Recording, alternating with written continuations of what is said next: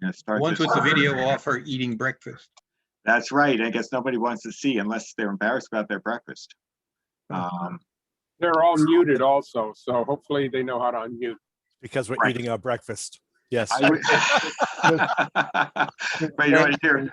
You can turn on your video camera by going down in the lower left. Hey, there's Roy. Roy's got a nice steaming bowl of cereal there. Well, you know, this is really the whole point of ZoomFest. Good morning, everybody. Welcome to ZoomFest-2. Glad everybody was able to make it. You know, we decided we'd pick up where we left off back in May, and instead of having the big show here on this day, we will defer till November 21st, and we'll just use this to repurpose the event.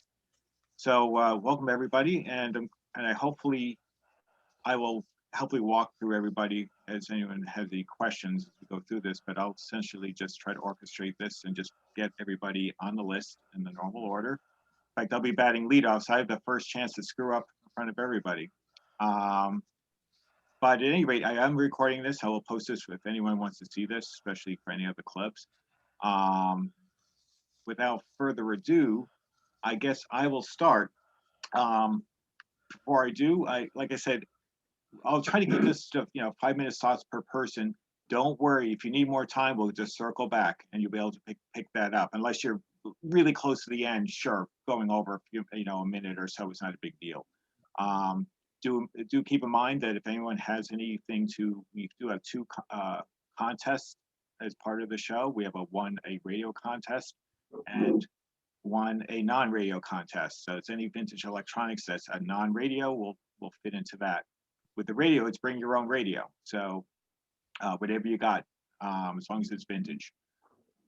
So what you'll do, by the way, when you vote is you can, at the end of ZoomFest, you can either send me a private chat through the Zoom chat. Just tell me your category and the registration number, and I will announce it for every person, regardless whether they're actually showing for the contest. Or you can email me, which my email is part of my Zoom window, and I also posted it in the chat window earlier. So if you want to email me, you can do that too.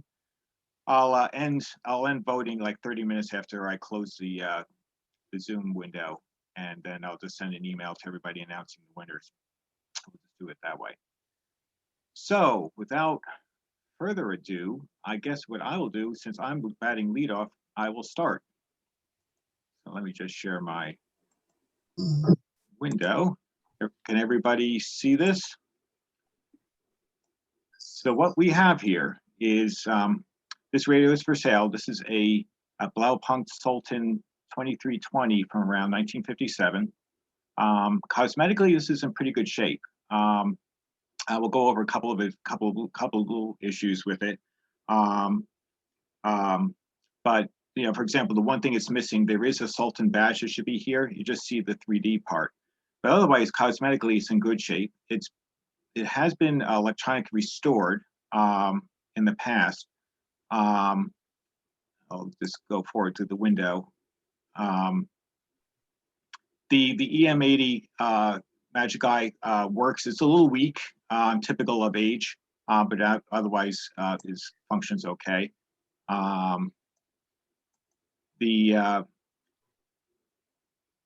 Cosmetically, actually, otherwise cabinet-wise is in pretty good shape. It's actually, and I would give it probably, short of the missing piece of the badge, I would give this an easy 8.5 out of 10. The one thing I'll say is the electrostatic tweeters don't really seem to work. That's a common problem with these, but as the big main speaker, which works perfectly fine. Here's the back panel. I would say it picks up pretty well. It's a little sensitive, it's a little touchy, to be perfectly honest. When you're trying to de-X it, some radios are just a lot more, have a lot more granularity and more sensitivity when you tune this. And this one's just, it's a little persnickety, but it picks up okay. both in FM. AM is okay. It's not great, but admittedly, I didn't have much of an AM antenna on this. I was just running with FM. And also, I have a SAMS manual for it. So the one thing is, if anyone wants to do further work on it, that's included. The SAMS manual is in great shape. Basically, I'm asking $10 for this. So that's my first radio. Next one is a Grundig Rf-121u. This is a solid state system, twin speakers. It's not stereo, it's mono. But this is a strong performer, works very well. You can see the dialight's working perfectly fine. I have completely checked, I've used this, I've completely checked it out. AM good DXing, FM. I even checked the phono and tape by plugging in my Kindle Fire, actually my Fire tablet plays fine. It has a good sounding system. In fact, if you ask me, it sounds better picking up its radio than it does playing through my Fire tablet, to be perfectly honest. It sounded fine, but it just, there is, cosmetically, I would give it, a solid 8.5, closer to 9, but here's the one issue here, cosmetically. I would say that somebody put tape on this, because this is not real wood. What the Germans did is they have sort of this composite material, and they did the simulated streaking of brown paints to make it look like wood, okay? But it really isn't wood. But otherwise, the sides, there's a little bit of a smudge I can't seem to get off yet. There must be something I can use. I've just been a little bit careful what I apply here, but it's been a solid performer. This thing works very well. The back all nice and clean. Even has the original FM antenna connection, all with all the different attachment points all together. And I would say that at like $20. It's a great little radio. It needs nothing. The final one, I have enough time to get this one in, is this is a Nordmenda Electra 138 from around 1950, around 1960. This one cosmetically, I would give it probably like a 7 out of 10, 6 to 7 out of 10. It's in pretty good shape. I'm being a little bit harsh in my grading. This one here, it has the sound buttons that all seem to work, although they're very static. This one is just no question. It will need a full, typical full electronic restoration and cleanup. I'm just running out of a little bit of projects in terms of this one I think I'm going to park. The grill cloth is in good shape. Short of it has a little bit of a faded spine, about the size of, I'd say, call it about maybe a $50 size, but otherwise it's clean.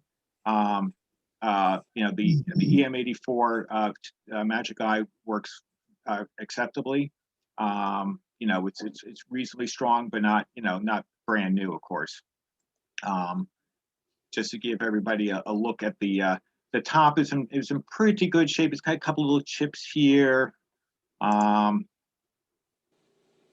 Here's the side, reasonable shape. This is a radio that if you didn't really put a lot into the cosmetics, it would still show quite reasonably. The back, everything is all together, reasonably tidy. The interior, no question, it looks its age. But this is a 2-speaker radio. And the nice thing, it does have both 5-pin DIN connection and 3-pin DIN, and 5-pin DIN cables are easy to get. So you could play through this if you want to. Plus, it does support an auxiliary speaker, a bookshelf speaker, usually 4 to 5 ohm. You can just about plug any German bookshelf speaker into this thing, because they're usually around that same rating. And So you could get a nice 3-speaker system without a problem. That's odd. Why isn't this showing anything? There's supposed to be a picture of it. There we go. And it includes a Sam's manual. I have that for it. The 61, sorry, this is a 613. The 138 and the 613 are almost identical for all intents and purposes. So yes, a nice clean, so that if you're going to do the restoration, you got the information. So with that, because I've used my 5-minute slot already, I'm going to circle back later for my radio contest entry when I go to the list again. So I'm going to stop here. My information is in the chat window as well as on my Zoom name, and feel free to reach out to me. John, what is your number? Oh, sure. Is it on there? It should be 508. No, I mean your contest. Oh, I'm number 1. I'm sorry. Thank you for reminding me. I meant to do that. So next. So I'm number 1. So number 2, Bruce Phillips. Are you in a position to go next? We'll take a swing at it, John, here. Oh, no problem. So I'm going to let you share when you're ready. So Bruce is number 2. So I've got 5 minutes, so I'll talk relatively fast. Not a The problem. first thing on my list is to thank John for everything he's done with these Zoom meetings. I think most of you know John is also our photographer. He's our Facebook man, and he works strong on the IO groups. A long time ago, I asked John specifically not to be a director, and that's because he was already doing plenty, and I wanted to hold director slots for new people coming into the club or people who have been there a while and were willing to work hard like John. So I want to thank you personally, John, for all of this, and you're doing a great job. Oh, thank you. It's very kind of you, Bruce. But thank you, guys. It's a pleasure working with all of you because you're just very easy, and it's always a lot of fun. So it makes it worth any trouble. So thank you very, very kindly. Sure. Now, next, my quick question. Whoop. Sure. Somebody else was saying something, I thought. Okay. My quick question is, you prepped me all up and I've got my pictures out there on the IO thing. I see a share screen button, but I must have to have an email address to get to that or something, right? No, you should be good to go. I have everybody enabled Okay. to share screen. So if you hit the share window, it should allow Okay. you to choose which window you want to share. Share screen, whiteboard, iPhone, screen, post attendee, Zoom, personnel.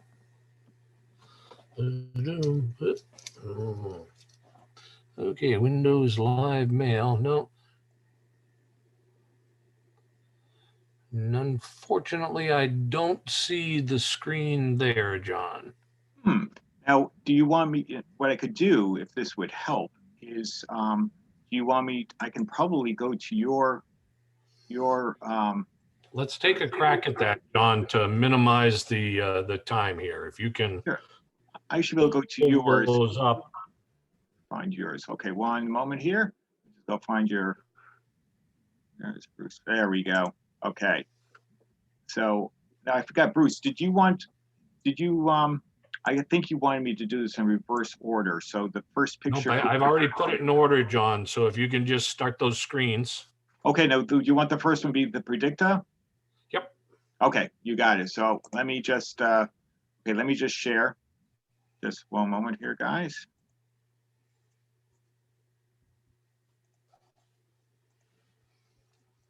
Well, John's working on that. Okay. There we go. Great. Does Here that we look go. good? Okay.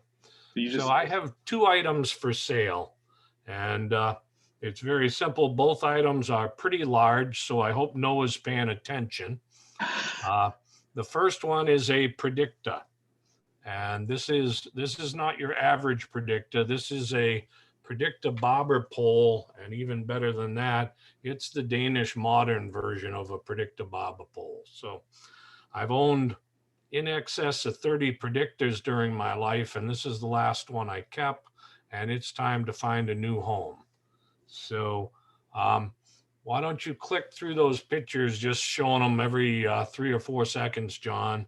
Sure. I did this in the dark the other night pretty quick, so it doesn't look as good as it does, but this is a working barber pole.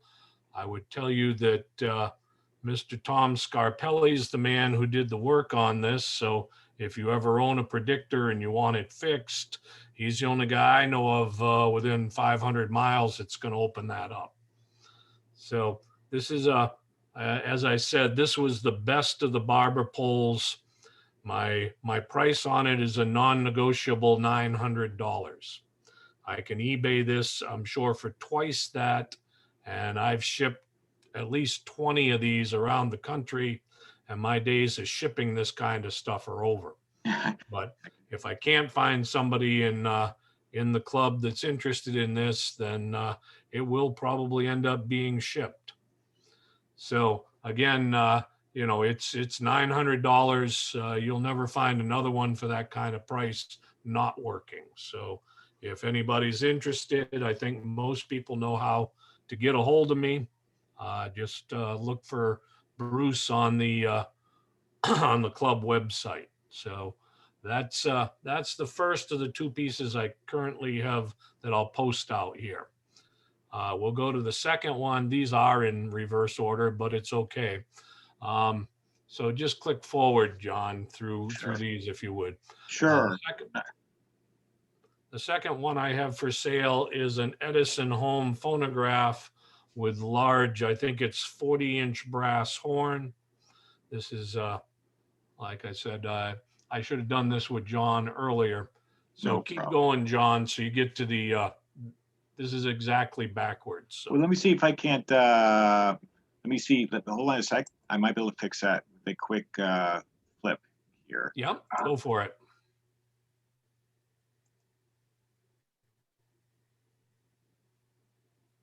Oops, let me try that again. Okay, now, Yeah, that'd okay, be now right I'm gonna, there, John. Yep. how's that? Okay, so this is an Edison home, has the 40-inch horn, and as you can see, equally rare is that stand it's sitting on is an original Edison. So the quick answer is this is also $900 firm to anybody who's interested in it. It is working. It's been repaired by the guys up in St. Johnsbury, I think, and you'll see that sheet at the end of all this. I believe the case was refinished by somebody long before I ever owned it. So go ahead for another one there, John. Sure. Okay, this is If a that's closer back- up of the piece itself. This is a 1-speed unit. People always ask, is it a 2-4? And the answer is, I believe all the homes were just 1 speed. This is infringing on my knowledge base. I'm really not a big record player guy. That's the seagull outside my window, if you heard it. So this is what it is. You can see a little more of the stand was made to adjust the height for however you hold it. I think that horn was about the biggest thing Edison ever did. It's solid brass, and I've never tried to clean it in any way, form, or manner.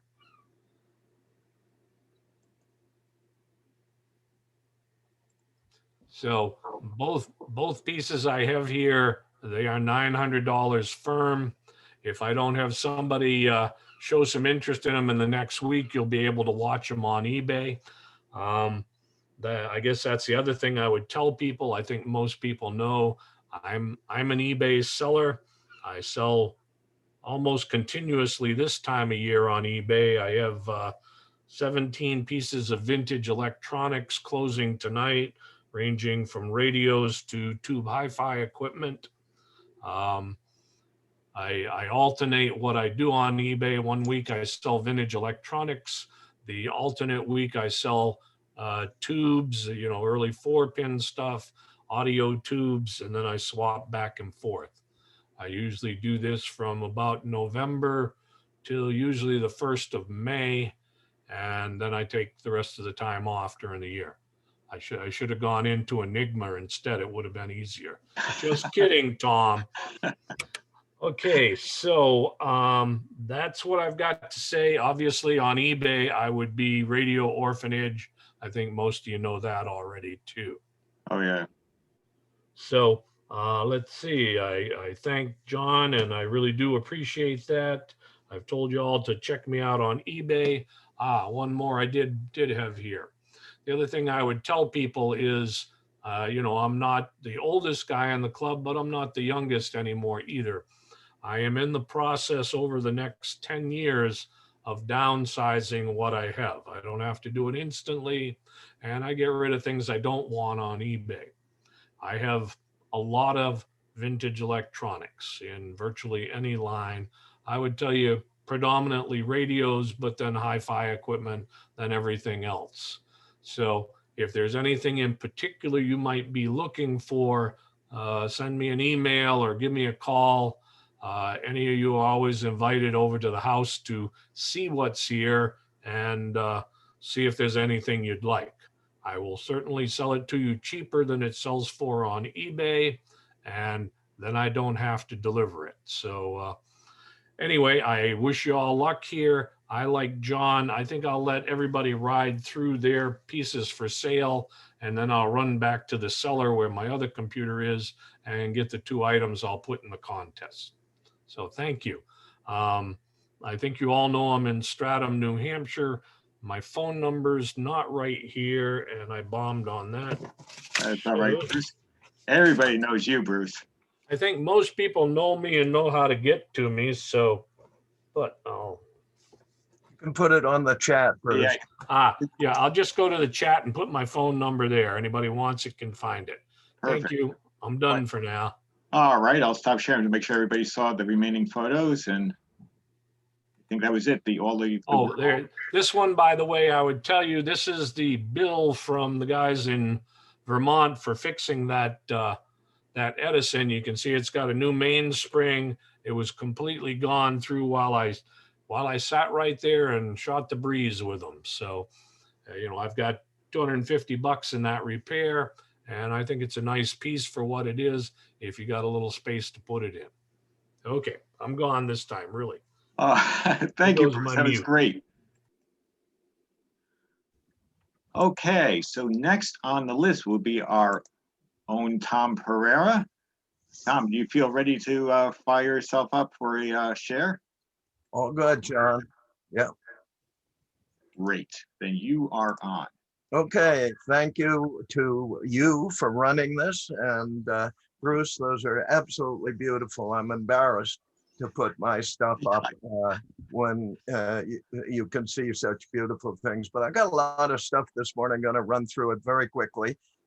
In back of me here, you will see an Enigma machine. This is one of the 280 existing Enigma machines. They're very, very rare, very collectible.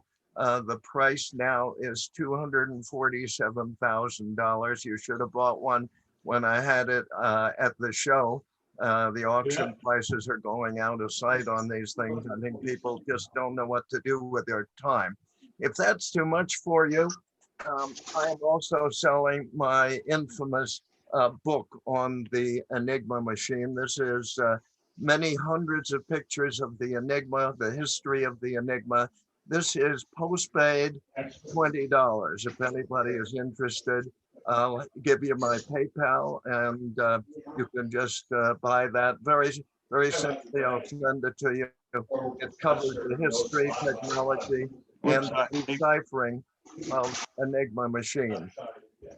With that, I'm going to switch over to my other great love, which is Telegraph Keys, and I'm going to run you through some of the keys that I have for sale.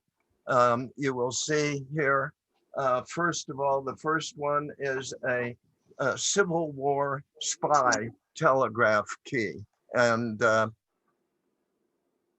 sounder. And this set is very, very rare. As you can see, it has a cover on it and it fits in the palm of your hand. And you can use this if you happen to be a Civil War spy. It was used during the Civil War, this type of key. It consists of a telegraph key, which you can perhaps see on the end there. and a very sensitive sounder. And the price of this little beauty is $2,350. Slightly negotiable. The next thing I'd like to show you is a Civil War key and sounder set. This is not your normal key and sounder set. It has a camelback key, very lovely camelback key on it, and a very sensitive sounder. So this set is excellent if you are a Civil War collector. And by the way, many Civil War collectors don't even realize this telegraph was used during the Civil War. So it's an ideal piece for anybody who's interested in Civil War stuff. The next piece is a very rare bug. And this is actually an Eddystone. It is a British key, beautiful little paddle at the end here. And if you take the top off it, it's called a bug because it looks like a bug, and it is a bug. If you take the top off it, you'll see that it is pretty much a normal-ish looking semi-automatic key. And the price for this little beauty, very rare, only 200 of these were made, is $200 for this. The next bug I have for sale is a very beautiful and historic Vibraplex Blue Racer. The Blue Racer is a narrow model of the Vibraplex. It was made to be put in your pocket. In some of the telegraph offices, they didn't supply you with a key, or they didn't want you to use your own key, and so you'd carry this thing to work and back with you. This key dates to 1919. It's a Vibraplex Blue Racer from 1919 in very, very nice condition. And the price for this is $275. And then we have a classic European telegraph key. This is the way many of the early keys look. Dates back to about 1900, and the price for this is $200. And then we get down to a British portable key, ideal for QRP, military key, a British military key with a cable on it. The price for that is $45. And finally, we get to another tiny little key, and this is a Russian telegraph key used during the Cold War. It's very small, as you can see. When you take the cover off, you can see that it is very nicely made, very small. I'll try and put it in my hand here to show you how small it is. Ideal for a QRP rig, a small portable transmitter. And the price for this little beauty is $45. So if you're interested in any of those, my telephone number is in the chat. My PayPal is my son, Dan, at enigmamuseum.com. And that's from me. And thanks again, John, for running this. That's great. Oh, my pleasure, Tom. Such very interesting, unique pieces. And that also goes to Bruce. Some really high quality stuff. Thank you for this. So next on our list is number 4, Adrian Suffered. And he's, by the way, in Worcester, Mass. I apologize. I didn't mention that Tom's in Hancock, Vermont, for those who didn't know, but I think most people know that by now. So Adrian, you are next. Are you ready to go? Yeah, just need to share. Okay, no problem. Take your time. You should have sharing capacity.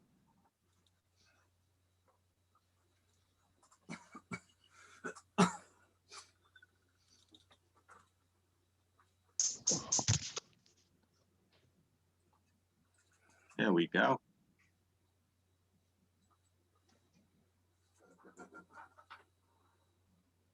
Come on, exhibition mode. No problem. There we go. Okay. All right. Mine's very quick and just a few things. Unfortunately, peripheral artery disease has stopped me trying to put things together now, and that's a really crying shame. But anyway, there's my name. my phone number for text, and I live in Worcester, not Worcester, Oh, although people. yeah. I It's all right. apologize for misspelling that No, on you the know, thing. you don't have to. People do it all the time. Well, That's how you say it on the phone. You say nobody knows Worcester. You say it's Worcester. there we go. I just fixed it anyway.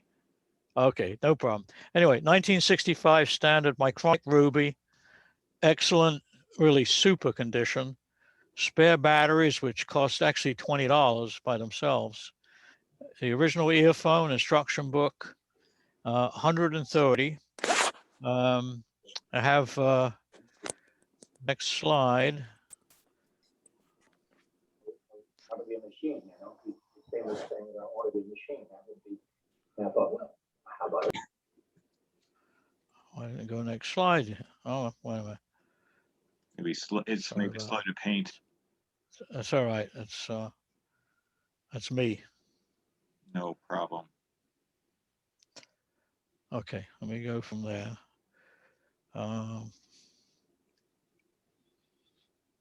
Okay, this one takes a few seconds because it's going to have audio in it, Okay. video.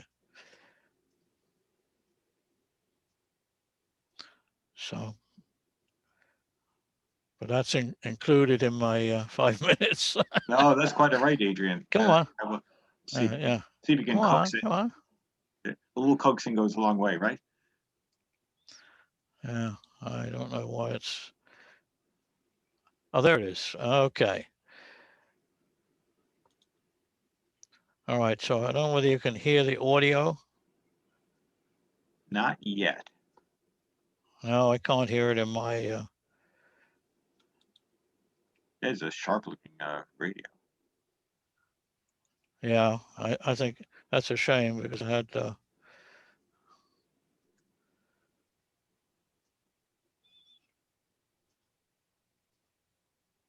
Let me go back to it. Okay, it's not playing the audio, but that's what it looks like. And the next slide.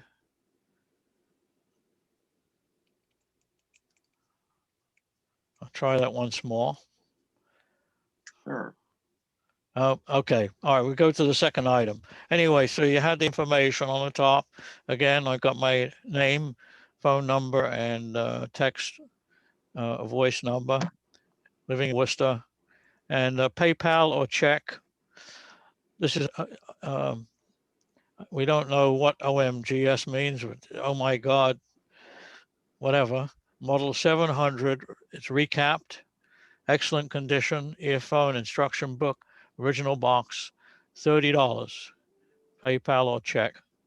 And the PayPal, my PayPal name is my email, which is not up there, but that's funny.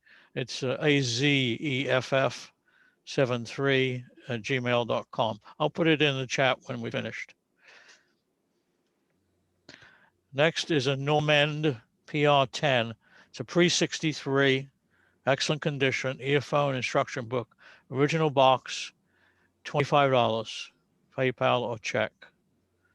Okay, I think I have, yeah, there's a picture of it. If you're a Normand fan and have the big shortwave portable, you need one of these.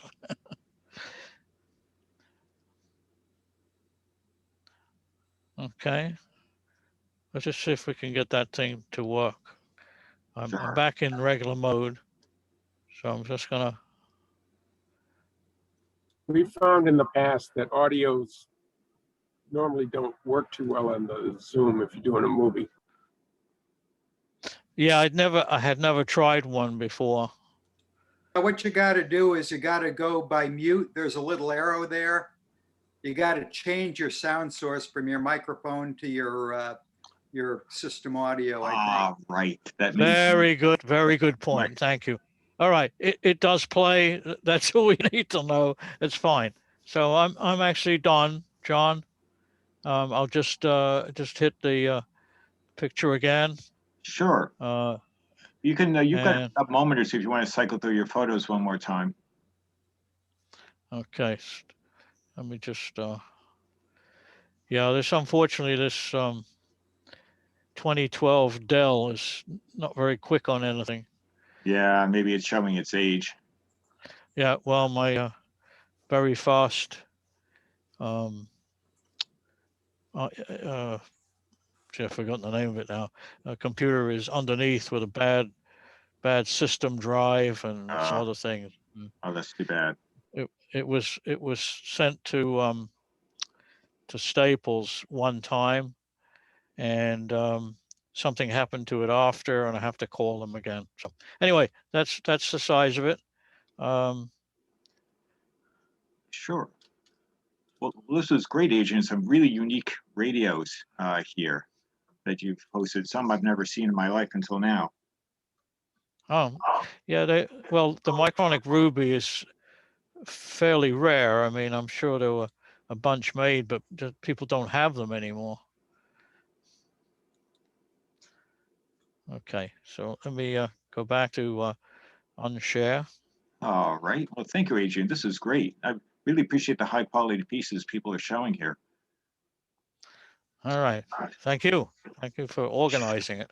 Oh, you bet. You bet. Thank you. So number 5 on our list is John Nowasaki of North Reading, Massachusetts. John, are you ready? Noah. I think so. All right.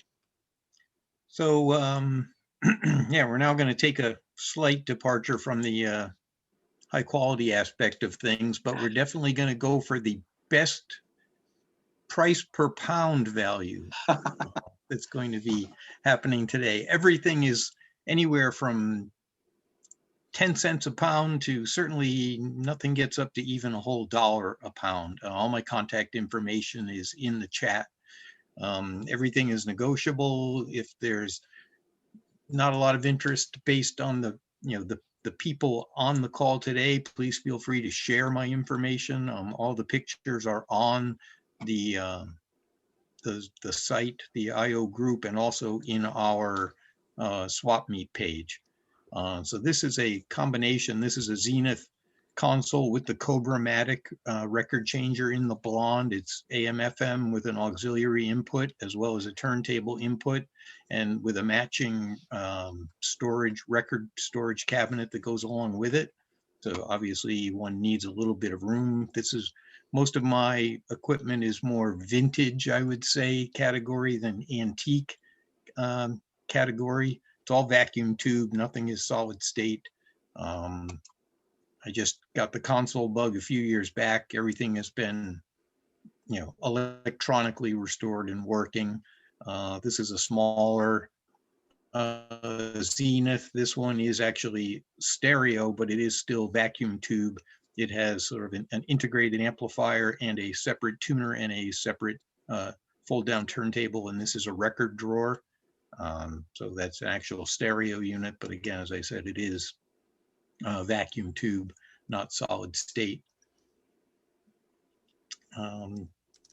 For whatever reason, I know the reason, a lot of the old consoles, record players, stereos, living room style, always had the speakers down in the bottom, and they had the electronics, more on the top or in the middle.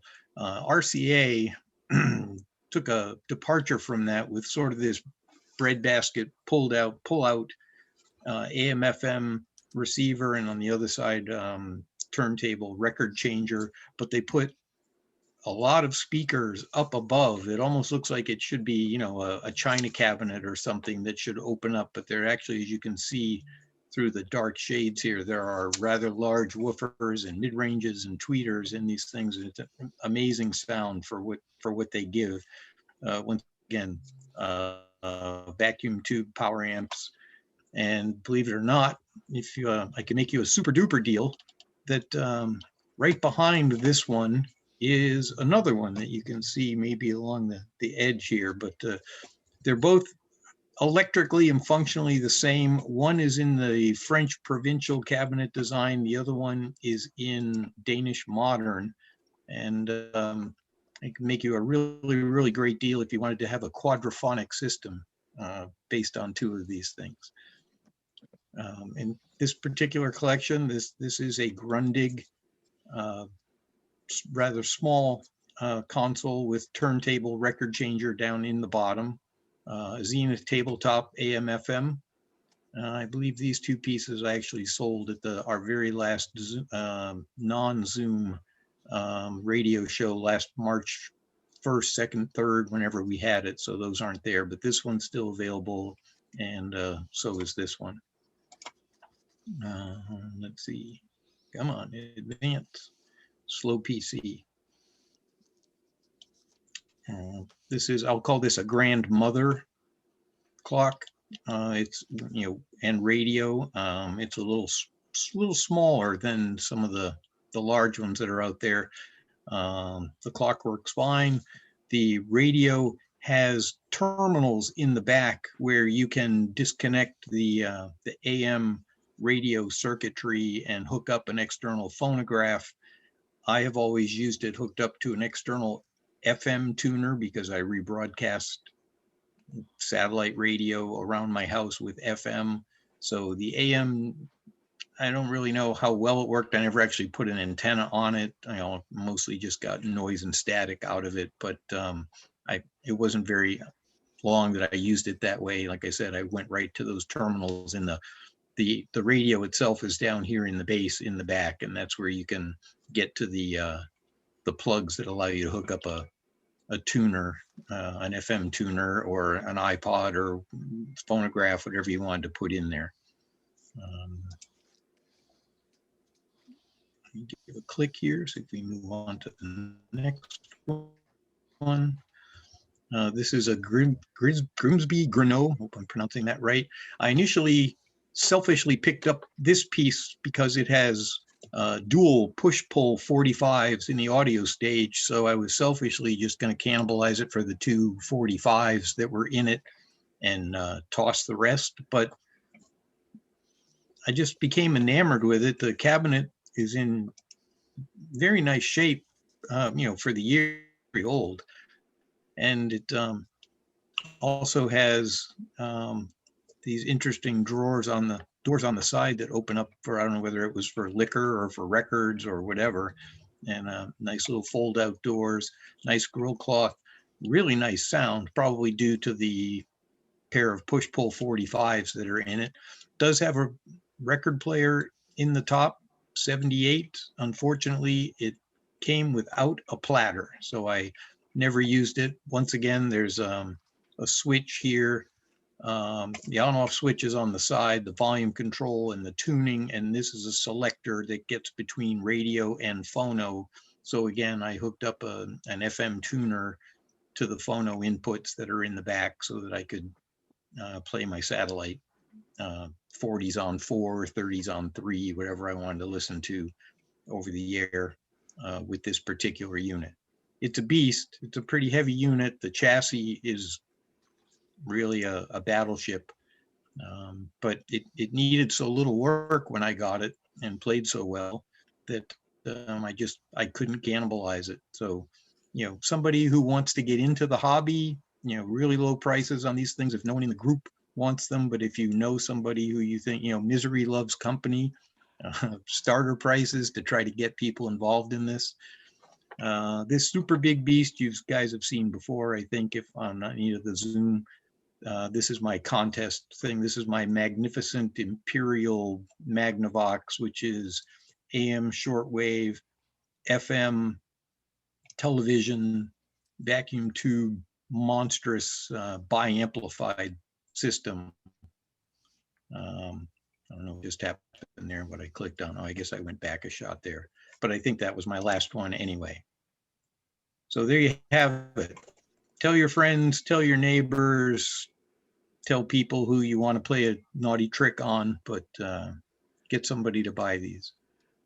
And that's it. Well, that's great. Thanks, Noah. For those, in the Thank you. contest, John is number 5, in case, bear in mind for voting as we go forward through the other contestants. So thank you. So next is Len Arzumanian. Len, are you in good shape to go? Whoop, you're on mute, I think. We can't hear you, Len. Take your time, I'm sure just some minor let's see, let me check you. You show you're unmuted. Can you hear me now? Yes, we can. Perfect. Okay, I found it. All right, I'm going to share my screen here.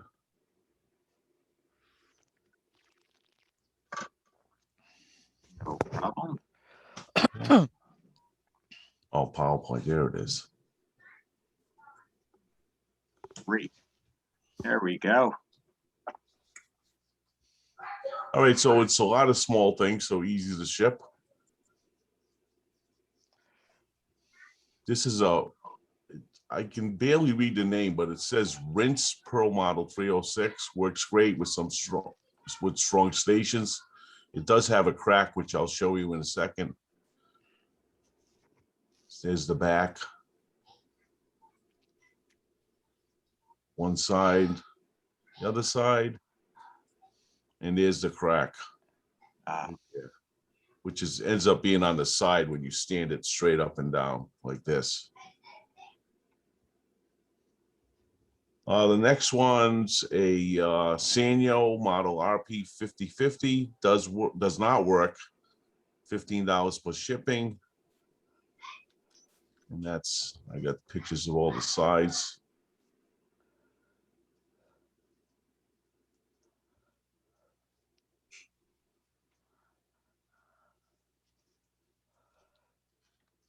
The next one's in the box. It's a GEP 1756. It does work. It's in the original box. $20 for shipping. And it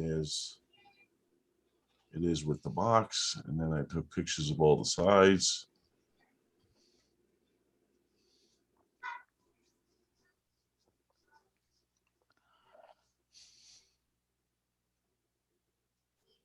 It's the top.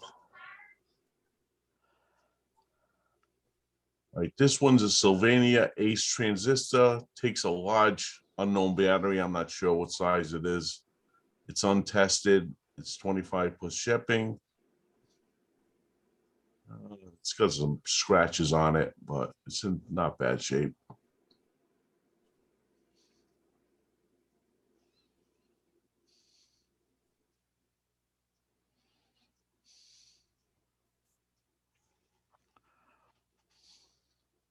And the last one, I got a couple more.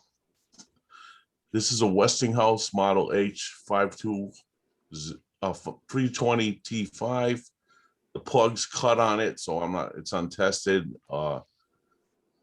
It's $50 shipping plus shipping. It's got the back on it.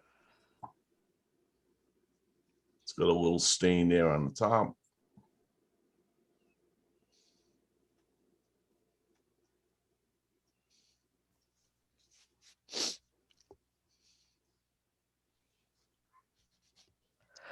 Right, the last one's I think it's a homebrew crystal set. It's missing part of the detector, the little part that pivots there.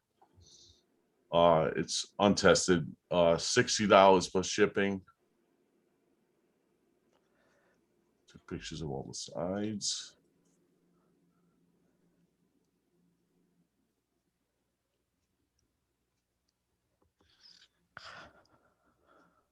And one of the binding posts was also replaced. If you see, that's what it's supposed to be, and that's what's there now. And there's the inside. Simple, obviously, it's just being a crystal set. And that's it. All my information is up on the Zoom site, and another set of these pictures is also up there. So, any questions? Oh, this was great. This is great, Len. You know, again, I appreciate you and everybody else having such unique items to they're posting here. Good stuff. Thanks. You know, all your information has been posted. So if anyone needs to reach out, plus Len, you're pretty common on the IO group, so most people should be able to find you. Yep. That's it. Thank you. Thank you, Len. That was great. So let's see here. Next up, we have Jim Legori Sparks. Are you ready to share your screen? Yes, can you hear me okay? Yeah, can hear you Okay. great. All set. Good morning, everyone, and thanks to you, John. I had planned to put something out, but someone else in the family in Connecticut found out I had this, and they put their name on it. So if you can see, I don't know if you can see it okay. Yeah. This is a 1936 Cadet, model 86. 5 tubes. If you put the ballast in there, it would be 6. However, I cannot offer it. So I'm left with one other item, so I put something out there. And that is, I have two vacuum tubes, both made by Goodyear. Huh. They are the 6AD6, that's 6A David 6G. They are eye tubes, magic eye tubes, but they have two, each one has two, what do you call them? They have two shadows each. They're still never been opened because they have rivets or fasteners on them. So, and I'm unable to test these because I don't have an adapter to fit the bottom without breaking the cardboard on them, if you can see it. Oh, sure. Yeah. That's great. And again, Original boxes too. Yeah, the box, yeah, all original and untested. I wish I could test them, but I don't want to break the fasteners on them. And I saw this out on eBay recently for about $45 each. I'm offering them both out for $30 with free shipping to the group only. And to be contacted, if you can read this, okay. You just move it, just hold a little bit, whoop, a little further away. Yep, hold it right there. All right. Hold it for a few seconds. Yep, sparknet@aol.com, 603-362-5712. Thank you, John. Thanks, everybody. Good to see you. Next. Thank you, Sparks. Appreciate it. Okay. All right. So, so next on our list is Bob Harris, number 8. I know Bob is showing an entry for the contest. Good morning. Can you hear me all right? I hear you great. Can you hear me? Yes. Yeah, absolutely. Okay, good. I'm going to share my screen. Sure.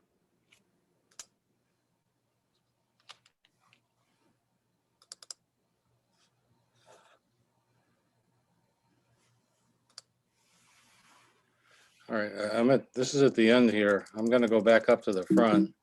Okay. This discussion earlier this morning about putting things in PowerPoint. For me, easier to put these pictures in PowerPoint. Yeah. So I'm entering the contest. I'm not. I don't have anything for sale, but I did want to enter the contest. And at the end, I've got one thing that I'm actually looking for. So this is the contest entry is AMRAD 4-tube or 4-knob. I think it's a TRF radio. I got this several years ago. I haven't. It's in pretty nice shape, I think. I haven't really done anything to it, but I've cared for it nicely. I've got. I didn't know anything about AMRAD, so I looked it up, and here's some information. There's a company in Massachusetts. Apparently, it was in Medford Hillside, Mass, and brought out by Crosley, and then the company closed. I've done it. If anybody has information on the set, I'd be very interested to know. I looked in the collector's guide. I've looked at lots of pictures and haven't been able to find I found many AMRAD radios, but none that looked exactly like this. The name of the radio is actually on the front of the radio here, and it looks like a piece of paper. You can barely see it, and the letters are really faded. So as far as I know, it's an AMRAD radio, but I don't really know for sure. But it looks really nice on the inside. Here's another picture of the inside. You can see it's clean and shiny, and looks like the components are all in good condition. The wood is shiny. So here's a couple more pictures of the inside, and I called out the tube complement, which you can see over on the right. Oh, so here's the top. Here's the back of the cabinet where the antenna and ground go on the right, and then the batteries go in on the 4 holes on the left. Here's the ends of the cabinet.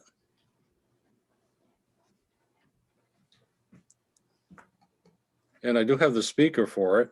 I didn't take a lot of pictures of that, but I do have the speaker. Back up is my cat whisker.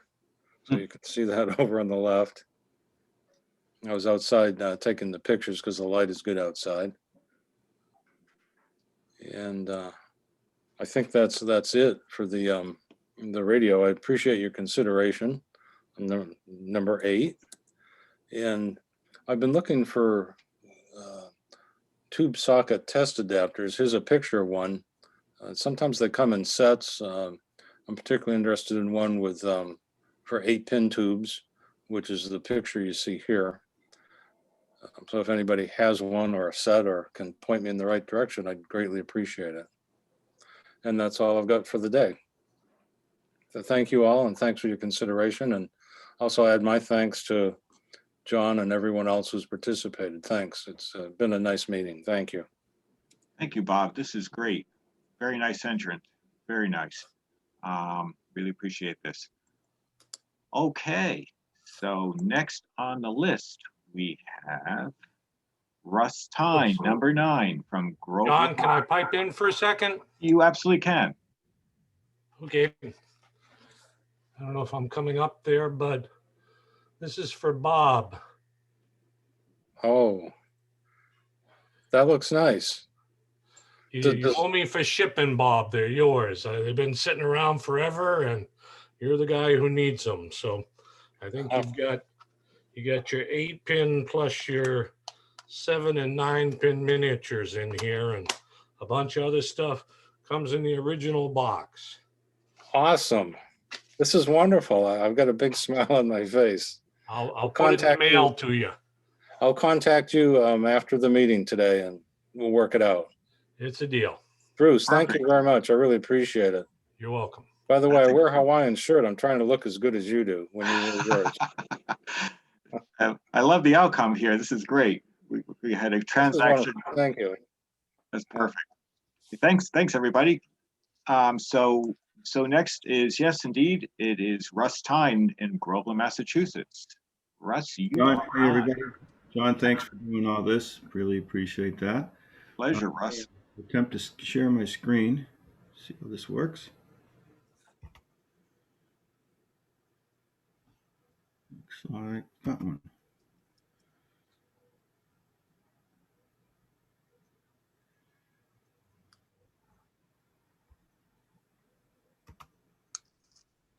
Can everybody see that okay? Yes. Okay. So this was a year ago, exactly. Oh my God. 2020. So we lost a few radios and a few were damaged, but everybody survived. Let's see if I can get this into presentation mode and then we'll go. I've got a bunch to get through, so I'll try to go quickly. That hopefully works. Yeah, looks good. Okay. There we go. That was my den. But anyways, to continue on, a Bose Wave radio works. I don't know what I did with the remote. The display can be a little bit dim at times. I don't know if it's a problem or what, but anyways, 25 for that. By the way, everything is very negotiable here. I've got to get this stuff out of here. This is a Filco battery set. Somebody attempted to convert it to AC and then took parts out, $5 or free probably if somebody wants to carry it out. A Sylvania TV, DVD player built in, $5 for that. This is a Freed Eisman NR9. It does work. I did pull the tubes back out. It has some pot metal castings inside for the tuning mechanism. They're holding together for now, but who knows how long they will stay that way. Silvertone 8011, repainted, missing a knob. There is a crack on the side that I painted over, and it was not a great repair. I didn't take a picture of it, but it's, again, negotiable. Knight KG221A, 25 for this. It does work. I did recap it at one point, missing the silver trim piece in the knob. RCA 9X561, 35 for that. It does work. American Bosch 205. I didn't put a price on this, so whatever he wants to offer for that. Silvertone, I think it's a 1004 is the model. I didn't work on it or do anything with it. I don't recall whether it works or not. $10 or best offer. GE 123, and that's $25 for that. That also works. Zenith 5D011, 35. Again, working. Federal 80P, pretty sure is a little tough to figure out the model name on this, and I'd have to go through my records and see whether I think it's working. Emerson 130, I know I didn't do anything to this. I believe it works. 25 for that. This is a Radiola 18. It has a reproduction lamp hood and tubes. It does work. It was restored by someone other than me. Something I've had for a while. Needs some space. Military meter 618U. Kind of tough shape, but free if anyone could use it. I went over there to ask you something. I don't remember what it was. This is a Fluke 8600A. The batteries were shot in it, so I put a wall wart on it. It works. $5 for that. And this guy was in the room, and its frame is bent up a little bit. It actually works, so it has good audio transformers in it. I was playing it just, say a week and a half, 2 weeks ago. Works pretty well. The bottom is here. You can't really screw it on anymore because it's all a little bit bent up. And this is a Pioneer SX440. It has two Quadrus 1 speakers. You see them sitting on top of it. And back from the days people may remember Leachmere sales. Oh, yeah, absolutely. And that's about it. This is my contact info. PayPal is fine. Or coming by to pick it up in cash is all good. So I think that's it. So thanks, everybody. Thanks, John. And we'll see if we can stop this. And that's it. Thank you, Russ. That was great. It's really interesting stuff. Great stuff from everybody. Okay, so let's see who's next on the list. Well, next would be Dave Crew from Reading, Massachusetts. Dave, you are on. All right, let's see if I can do this correctly, which would be, let's start with this. Hi, everybody. Good morning. Great, interesting stuff. I'm going to start with a couple of things that I want to give away. I'm paying it forward. Somebody down in Rhode Island heard my plea for rescues. This is a GE X216.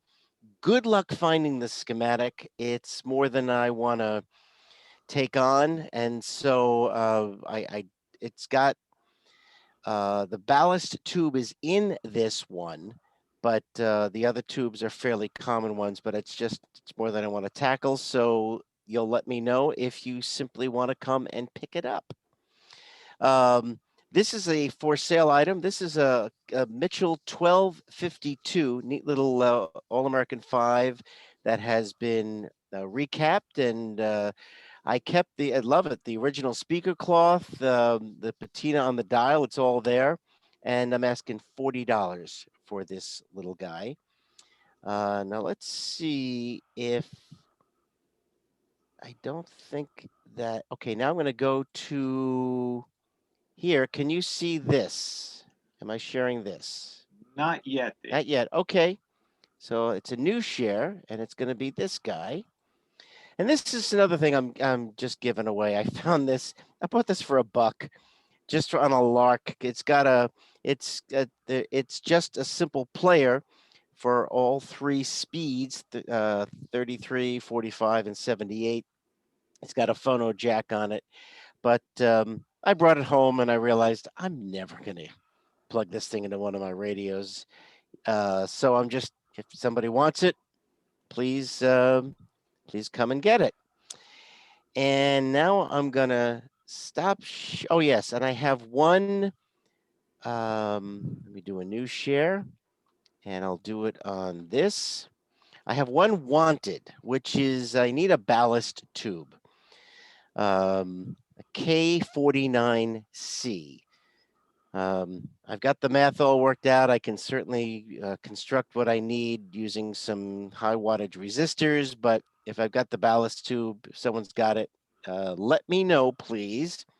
And my email address is right there, my ham call sign at comcast.net.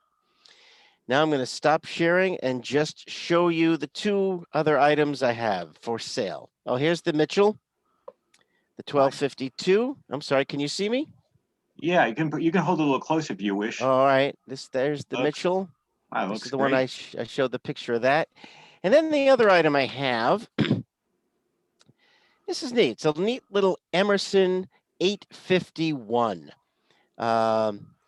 It must have been in a smoker's house because it really needed a ton of cleaning. So it's been refurbished outside and inside. It does have that little crack on top, but I've got it sitting up right now on one of my display shelves, and I'm asking $30 for that. So again, that's all I have. Oh, we have on our site May 15th. We're actually going to do an info. That's outstanding that we're going to do an on-site Brookline flea market. I look forward to it. Okay, great. Great. WB2HTO@comcast.net. Thank you very much for setting this up and for everybody for watching. Great. Thank you, Dave. That was great. Some real interesting stuff. Thank you. Really appreciate you doing this. Great. Well, then next on our list will be George from York, Maine. George, how are you? Are you good to go? Oh, and we got Dave looking very carefully at us. Let's see if we can. Okay. Yes, I'll go ahead and share my screen. And first of all, again, thank you for setting this all up. I appreciate it. Great. Glad you could join us, George. And I'm gonna take a quick look at some of the windows going on right here. And I know one of them is this, I think. Yeah, Are we you seeing this? Yes, we can. Okay, so I've got one contest entry and I've got one thing for sale and then another thing I kind of threw on at the end.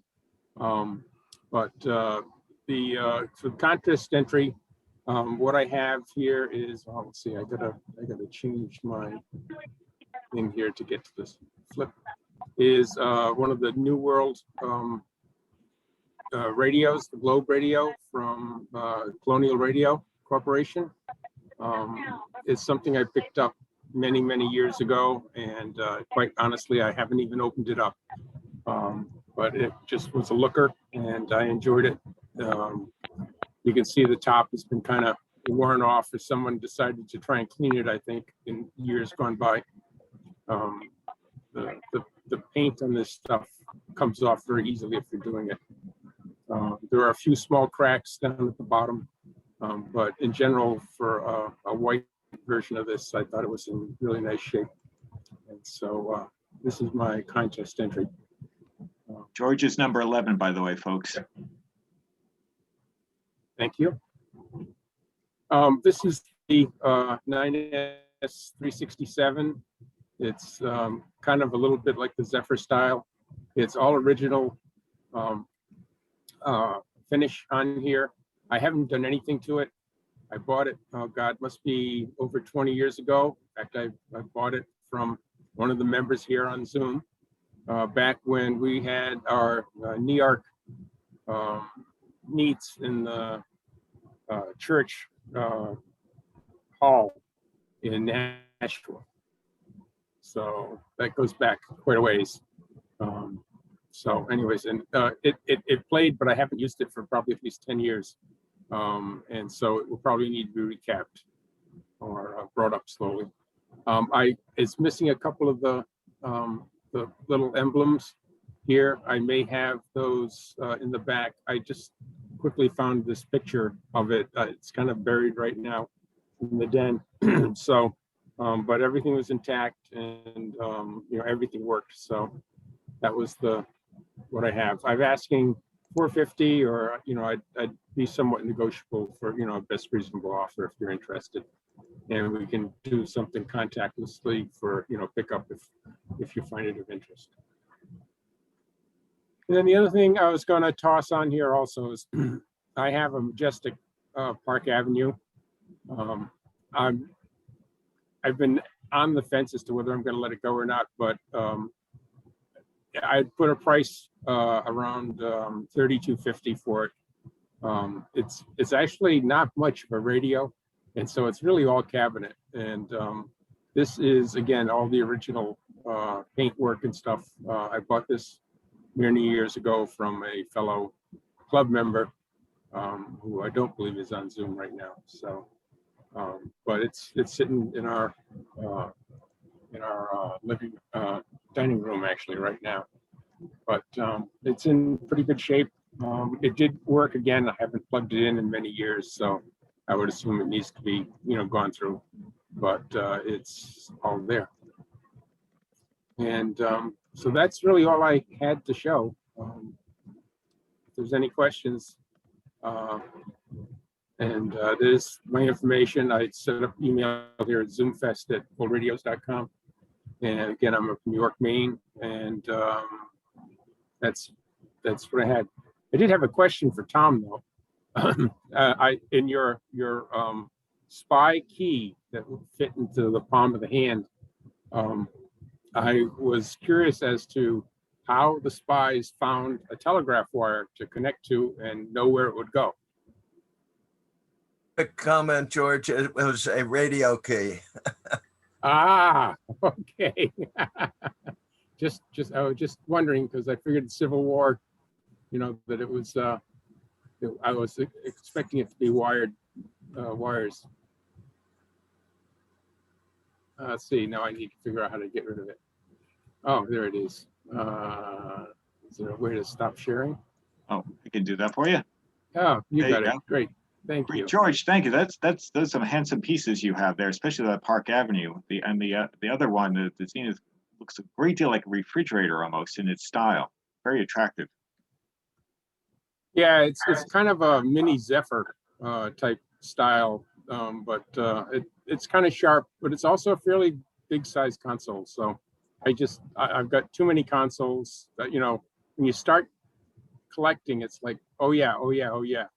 And so anyways, I was gonna say, that was a beautiful wreck.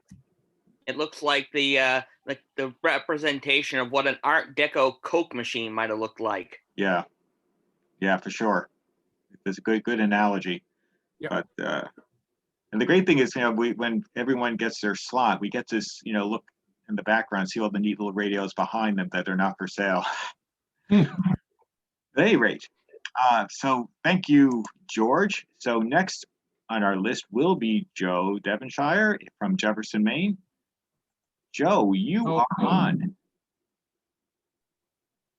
All right, and thank you, John. And it looks like the population's growing here. We're up to 31 in the participants here. Yeah, that's pretty All right, good. so let me get going with this. Let's see.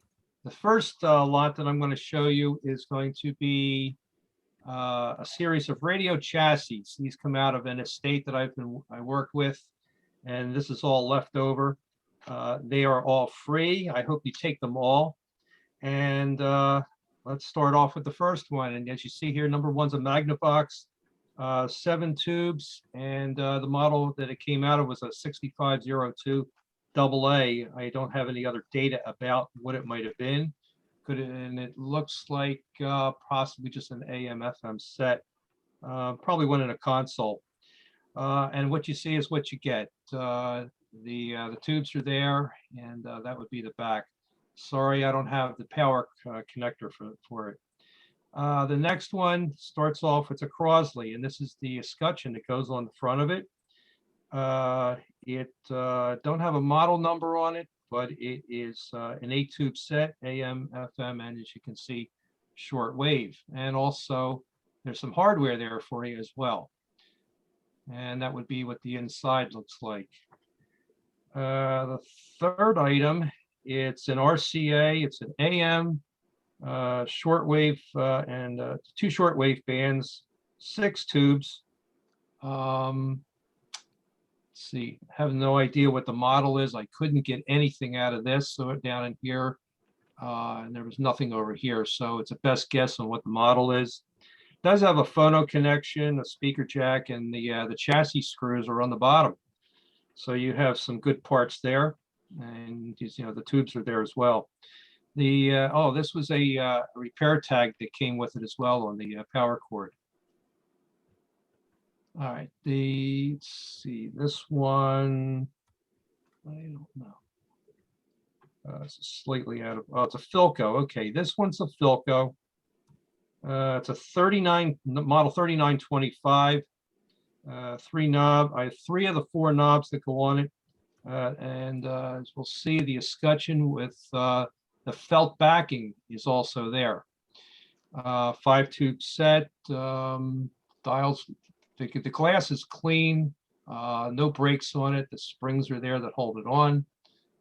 So nice set there. Here's the other side of it. Okay, moving down, we have a Bendix. Sorry, no dial on this one. This is a model 656, 6 tubes. Comes with the dials and an antenna. Somewhere there. There's the antenna. So if you need an antenna, you need some lockable tubes. There you go. All right, moving on. We have a Stromberg Carlson model 520. Sorry, no knobs on this, but it does have the push buttons, and as you can see, it has all the identifiers there. And the bonus is, yes, I'm leaving the bi-tube in there. It's a 6U5. So I'm sorry I don't have the other 2 tubes, but everything else looks good on it. You have your tube line up there. And it's relatively clean considering. All right, the next is, so we have a pair of these. This is an RCA 2X61. One chassis is better than the other. I have the cabinets for these, and you're going to need some Bondo to fix them up. It's a typical RCA 5-tuber. And what you see is what you get. The dial for these was built into the cabinet, so you may just want to use this as a parts piece. Oh, sorry, there's the antenna for it. This is the other one. He went so far as to put new wire in for the dial lights. And moving on, we come up with another Filco. It's a 42, and I could not find what the other part of the model is. My guess, it's coming out of a console. It has the shortwave AM and has a phono in it. It's a 9-tuber. As you can see, the glass is good. The dial, well, most of the dial indicators there. Push buttons, they could use some help. No knobs, sorry. This is the other side of it. So once again, if you're restoring Filcos, you do have some good parts here.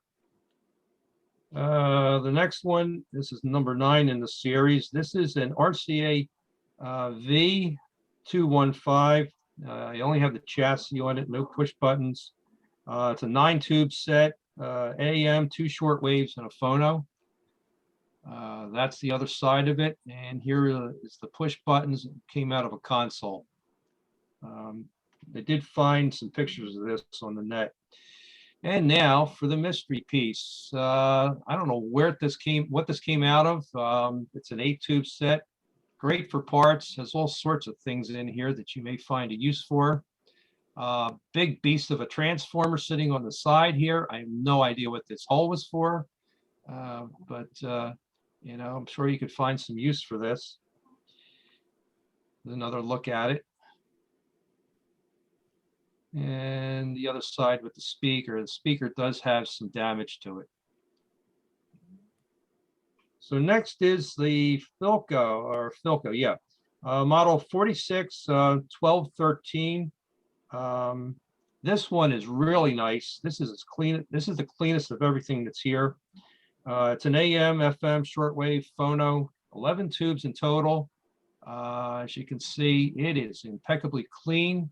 All your adjustments back here are still there. I had to scrape off this label here to get to the actual model number. Sorry I had to do that, but if you were going to put this back into a console, I wanted to make sure I had it right.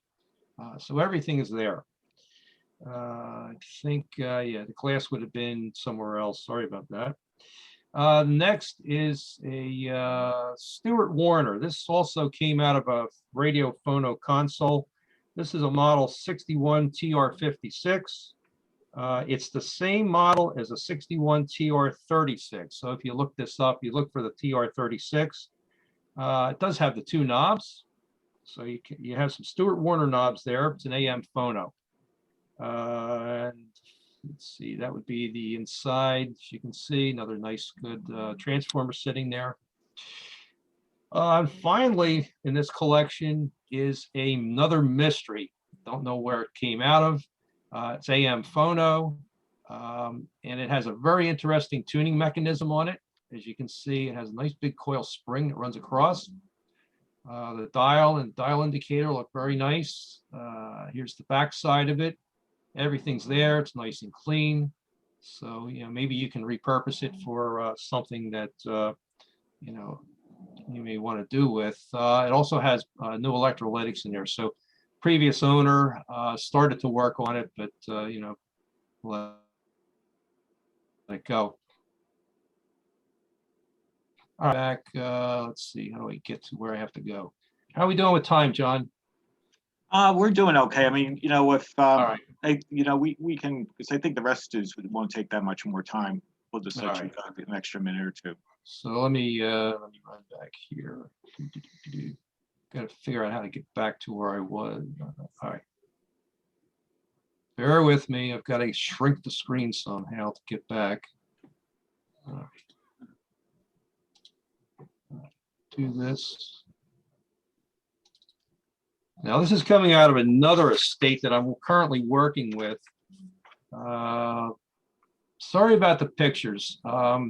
Carl's on here with me, and the two of us were in this house. The house hadn't had heat in, probably a year or two, and the other side of it, it was about 30 degrees inside.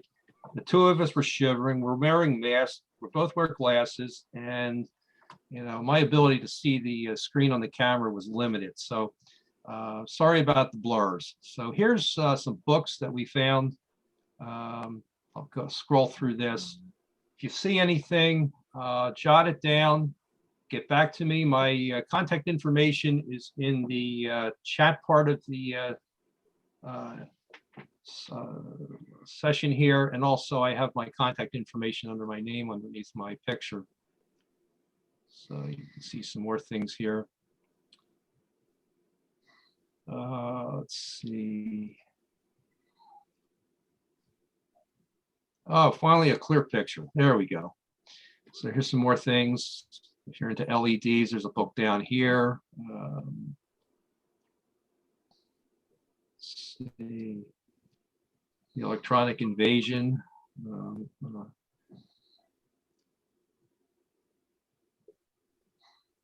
If I'm going too fast, yell out and I'll slow down or back up if you need to. That Horowitz and Hill is a great book. Where's that? Here? Previous picture at the top of the stack. Oh, no. Oh, I don't know. It was the previous one before. I think you skipped it, Joe. All right, here I'm going back down.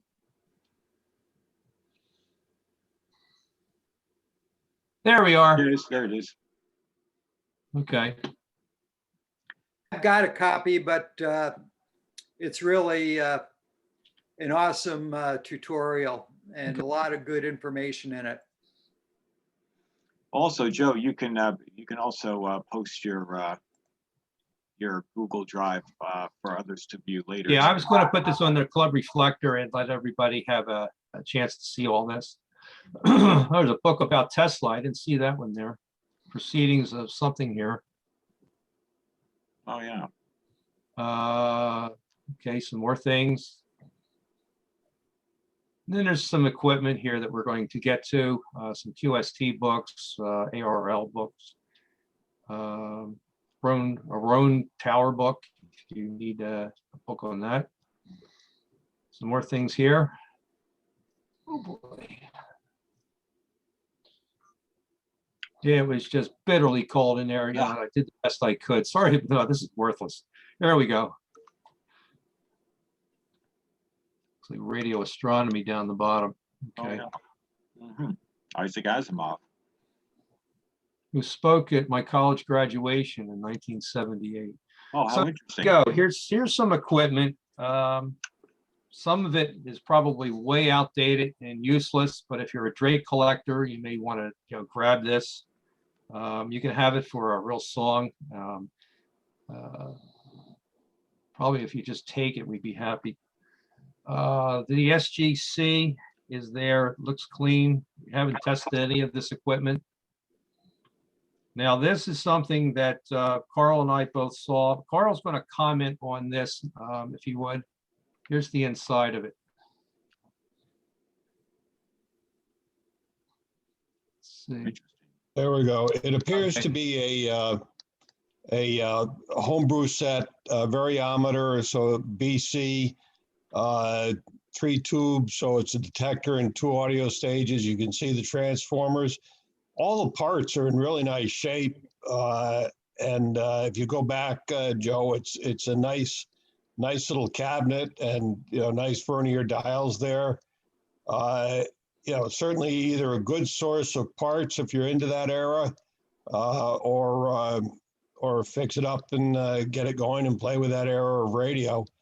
Don't know if it's working. Obviously, you can tell by the wiring it's not an old set, but sort of your traditional 1920s homebrew set. I think it's probably been homebrewed rather recently, if you look at the board that all the parts are mounted on.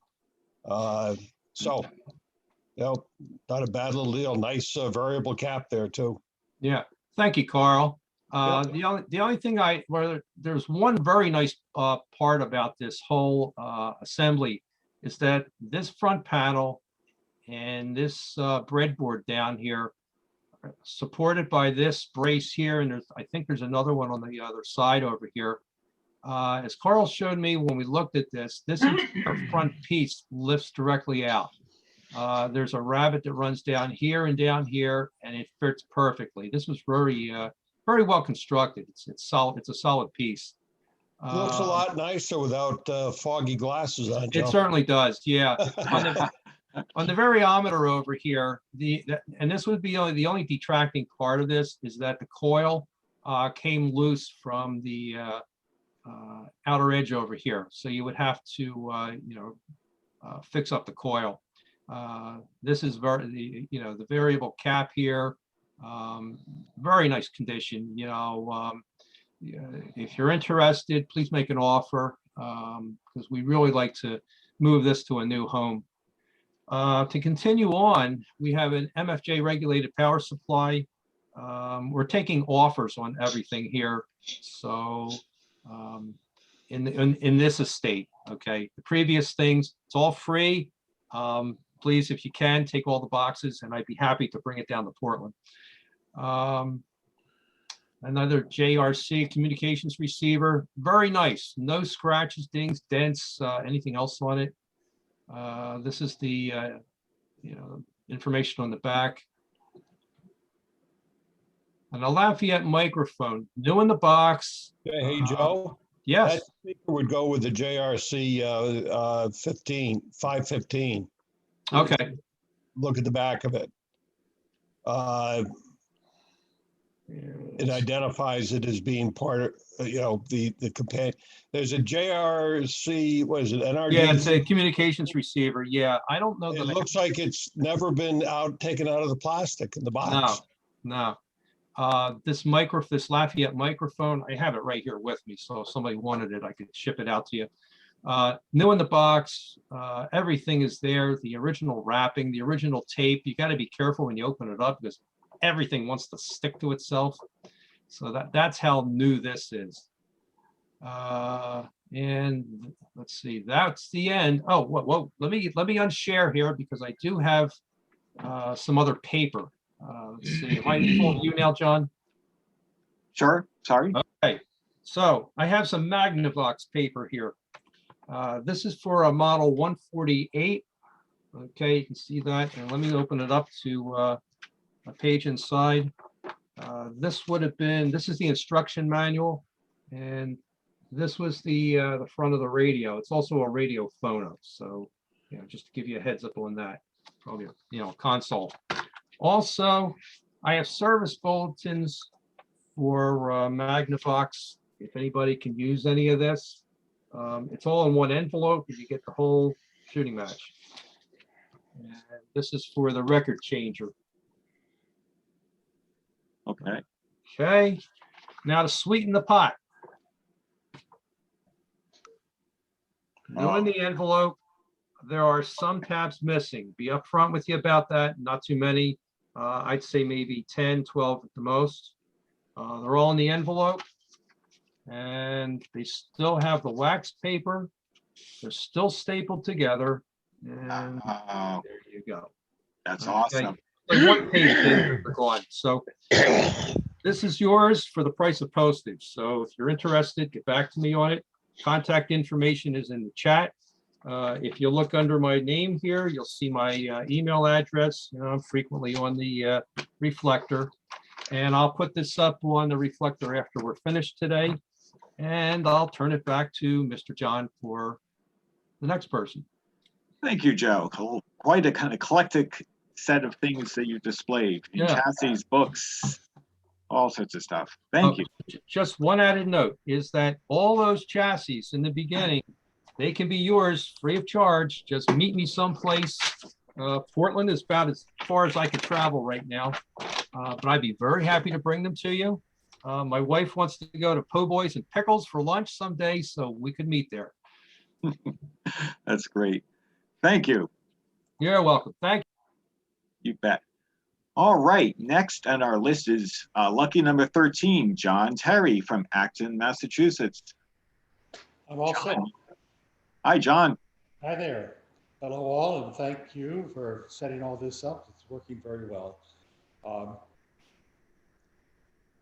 I've got just a handful of things behind me here, and then I'm out in my garage, which is now turned into a holding area for I rent about 3 garages full of stuff. So I've been collecting for 60 years. I'm now 80 and turn 81 this year. And like in 2016, I sold about 800 or 900 radios at 2 auctions, but still have a lot of stuff left. Most of this is paper, books, ephemera, and so on.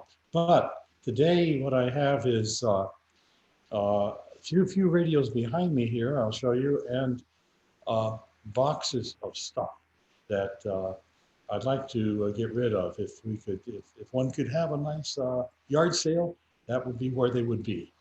But what I'm hoping to do is I'm going to briefly show what I've got here. I've got about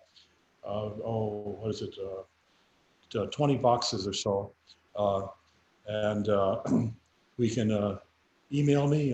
My email is there at the bottom, and we can work out a deal. We can, essentially what we do is we'd set it up outside. I'd be inside. We could FaceTime, talk on the cell phone, and pick it up without any touching. Although we've been vaccinated, fortunately, second one last week. But It's not over yet. A long way to go. It's going to be another 6 months, I think. But anyway, let me show you what I've got here. Let's see. Hello. Yeah. Yeah. Yeah, I can't get.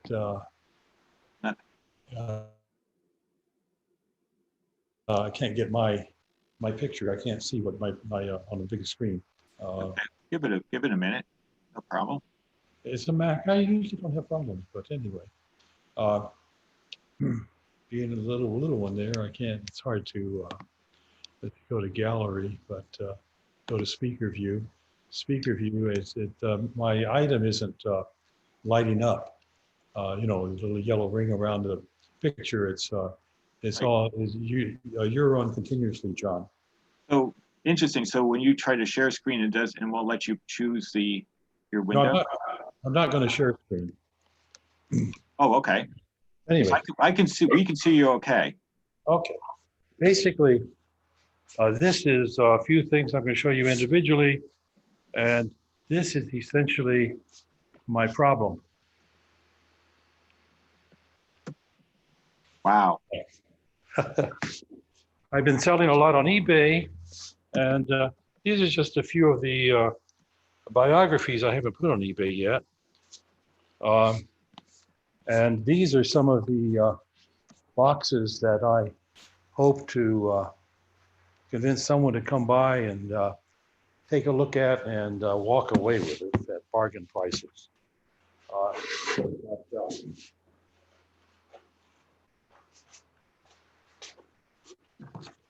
This is a nice gimbal set, ZR66.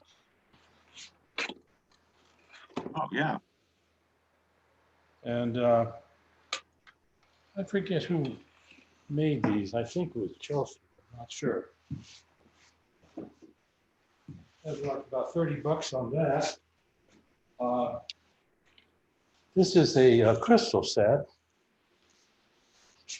Mm-hmm. And by Boston Electric. And so it says. Awesome. I'm not sure, it doesn't look like it had a lid. I don't see any holes for a lid, but got some phones. Something called a Unidyne. An interesting little set. Yeah. Little 1-tube set. Got 30 bucks on that. Okay. And if someone you know is interested in these things, contact me and we can Zoom and you can see much more about it. All things like here's some honeycomb coils and a DeForest mount here. A little $10 here for a crystal set that someone put together. It looks like the coil was looks like the coil was perhaps manufactured because it's really nicely wound. Yeah. It's a little crystal detector on the end. This is one of an eBay purchase of mine a while back, and this is what someone decided to do before they sent it to me. They wrapped it with tape all the way around. This is about one of 3 terrible shipping jobs. Once I ordered a little DeForest D10 or something, and it came in a box with 1 layer of newspaper and then the cardboard box around it, and it arrived as a box of Kenwood.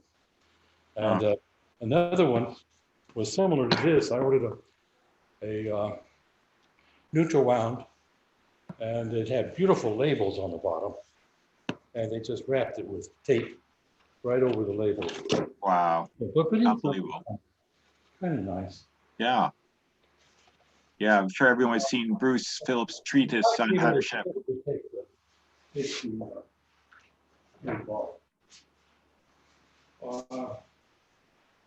bucks the platinum spark coil. it's open, I believe, but got a nice label there. Absolutely. And a little motor for $30. A couple of microphones, a Western Electric and a Federal. Oh yeah. How neat. Here's a antenna switch. I don't see any label on it, but it does look okay.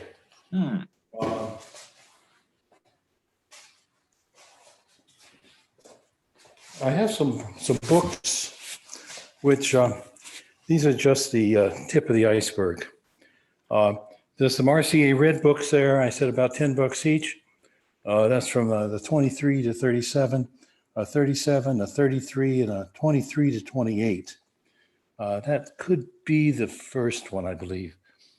23 to 28. Yeah, that's the one before they started calling them Volume 1, Volume 2. I have 3 boxes of handbooks at about $5 each. And they vary in condition, but some of them are fairly good. But over here, for example, here's a box of parts. Okay. So transformers. Actually, this is a lever for a, I think possibly the Michigan set that has the little lever.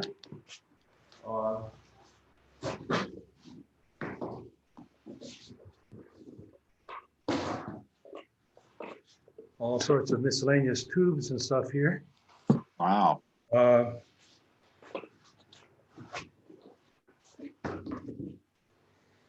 no, we're going to go through all this. Here's some more tubes.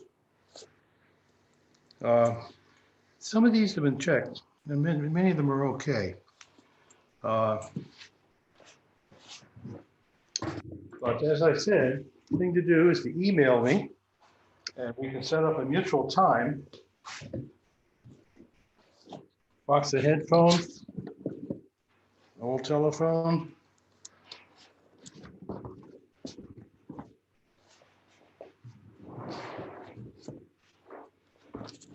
More headphones. Got it. What we got there? A Meteor Avon, Brandy's, a Frost, and a Schwartz.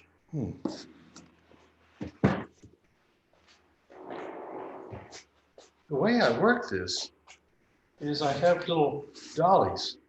And so I can move these piles around and actually push them over so that we can get the cars in here.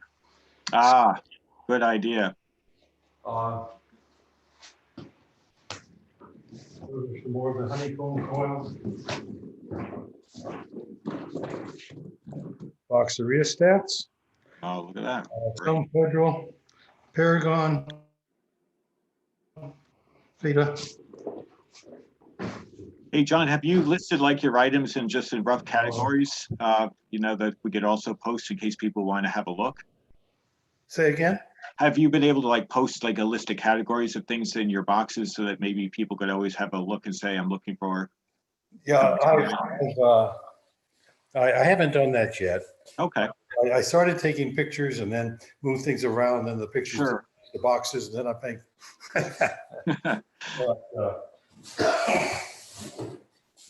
The new Federal Berry coupler in the box, and wow, some chest. Original label as well. So,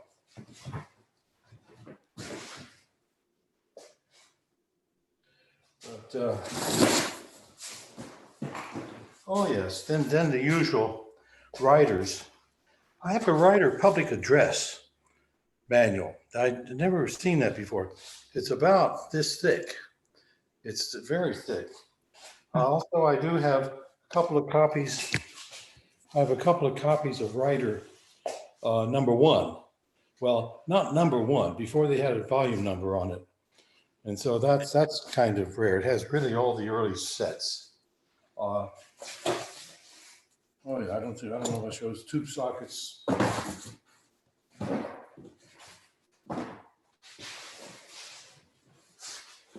An example of some of the ARRL books. Okay. So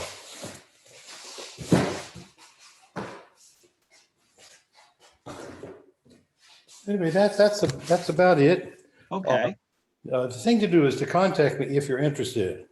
And I have no problem in taking pictures, emailing them to you, and we can discuss it by Zoom if someone wanted. And the idea is that you pick it up. A few of the smaller items I might be able to ship. I do post on eBay. I hope my eBay handle came up there. Oh yeah, old tech books and things. Yep.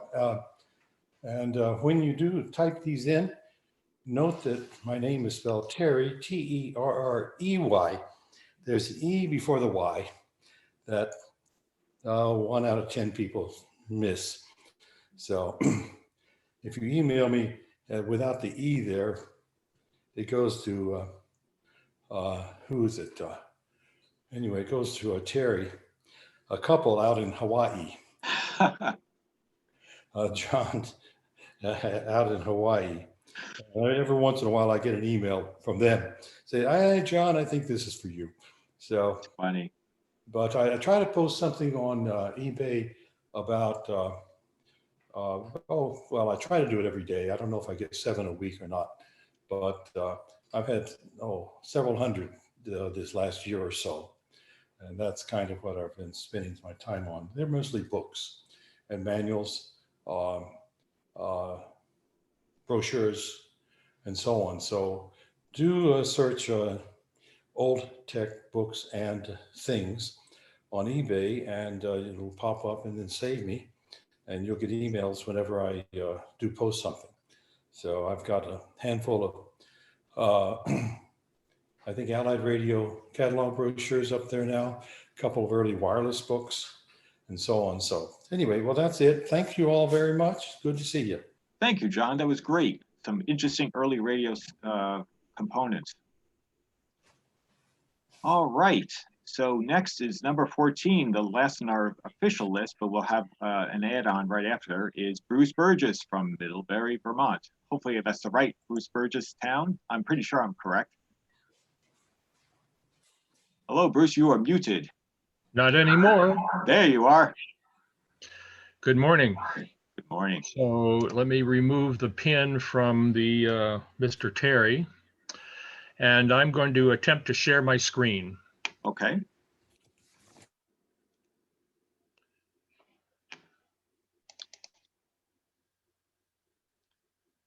Well, I see it there. How can I? There you go. There. It looks like. There we go. Are we there? Yes. Okay. So here's my information. I live in Middlebury, Vermont, which makes pickup difficult. I only have 3 items I'm going to display, and one of them is pickup.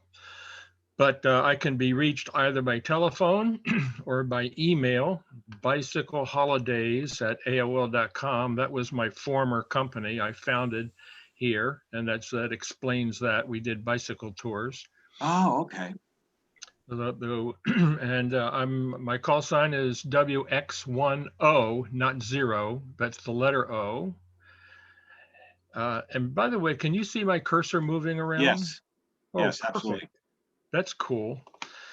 So I have 3 things that I'm going to display. One is an early dictaphone microphone.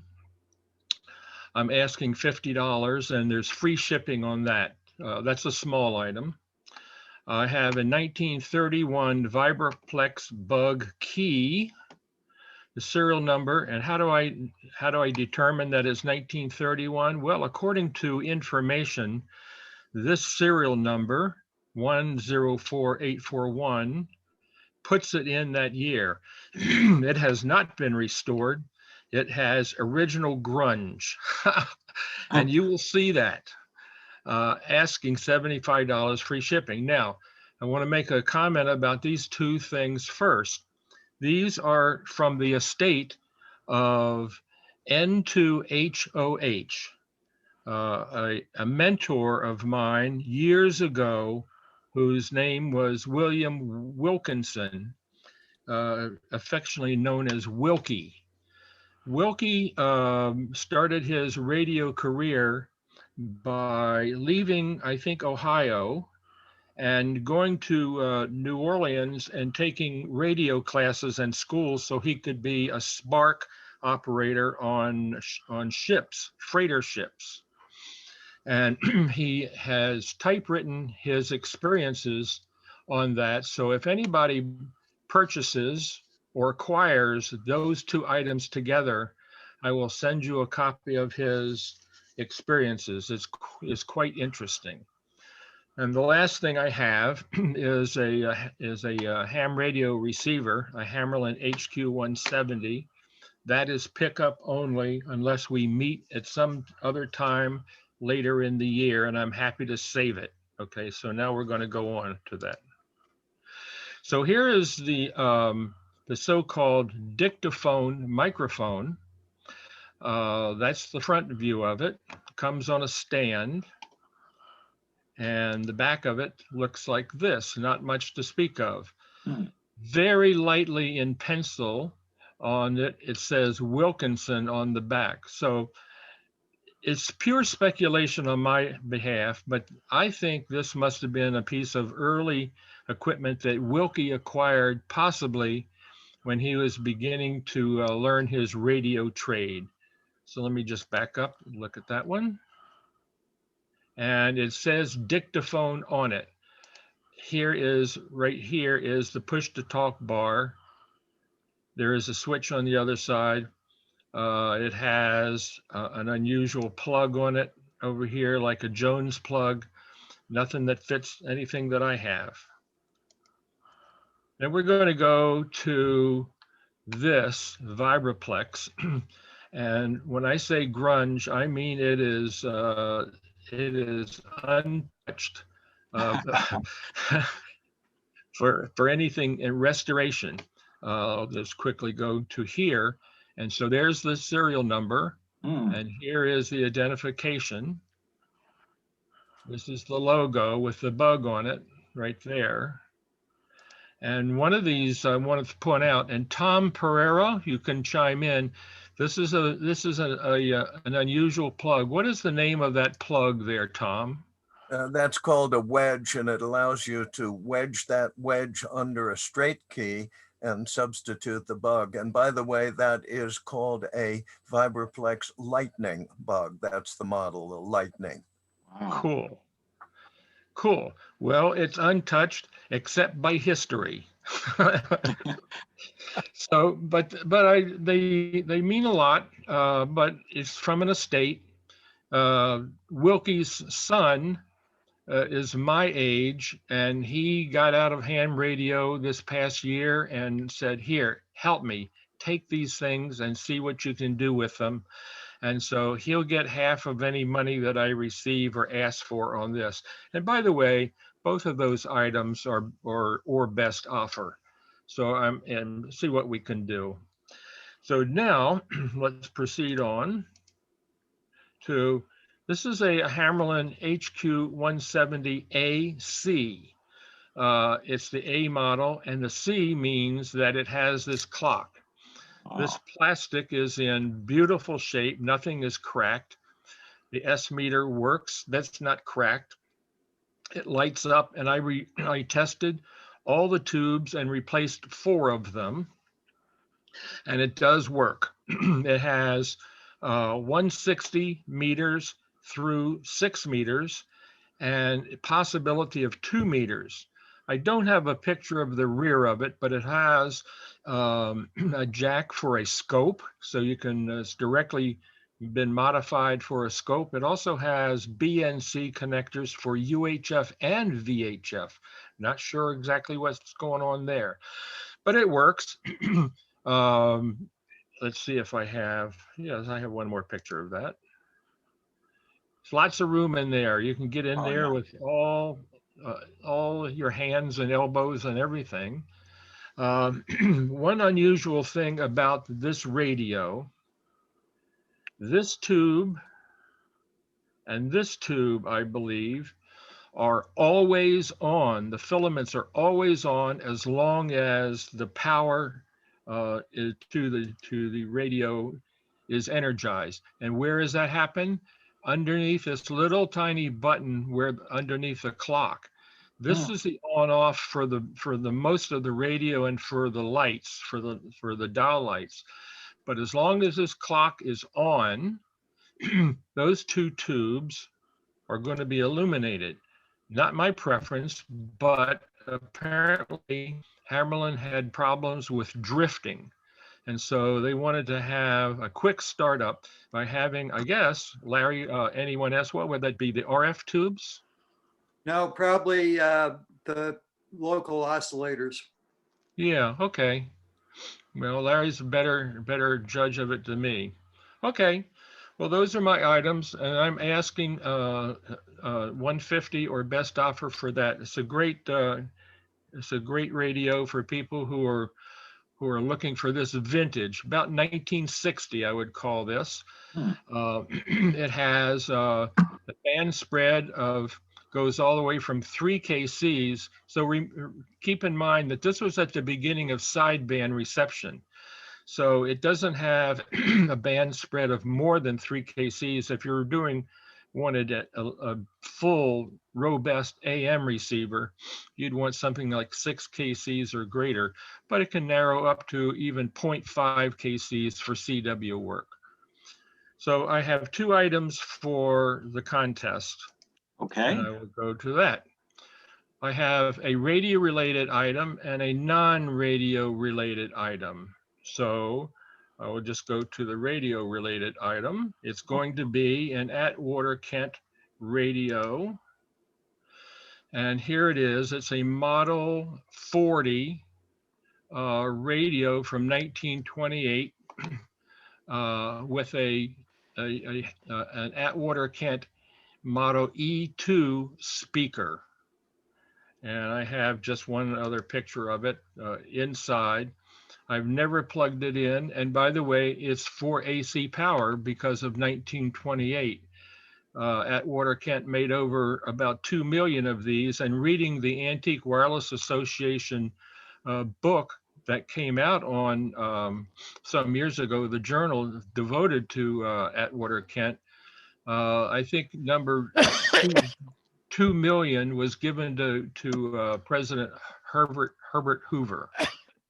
So that's this is as found out just south of Buffalo in an antique shop, which is probably has some significance because the power plant in Niagara Falls had just come online, I believe, and AC was becoming more popular. I think they had to straighten out the cycles per second out there. But anyway, this is my this is the oldest piece that I own, which is in great condition, I think. Yes, really cool. So maybe not as fancy as some other guys who've been collecting this for a long time, but this is one of several items I have in that. So my 9 radio related, and John Terry probably has a dozen of these, but maybe not. This is my non-radio related item that I prize highly. This is a book, obviously, as it says, the autobiography of Lee DeForest, which I found in a bookshop in New York City many years ago. It's great, great condition, has a dust jacket in a Mylar thing. And the thing that makes it unique and worthy of me bringing it today is this, signed by Lee DeForest. Wow. And I know he signed several others.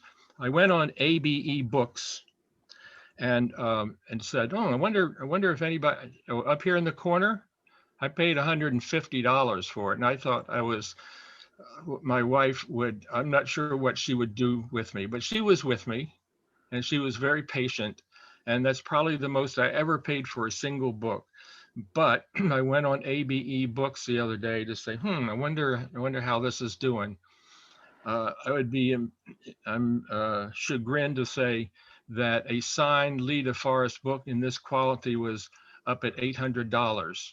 So I don't know.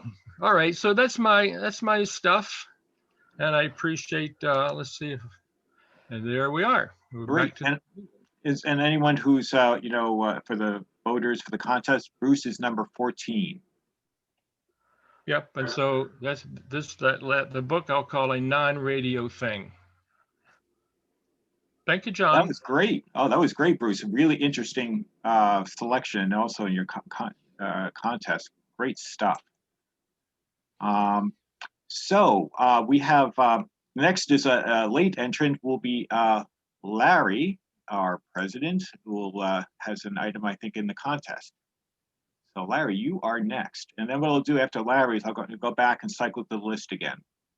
Okay, thank you. This is my non-radio item for the contest.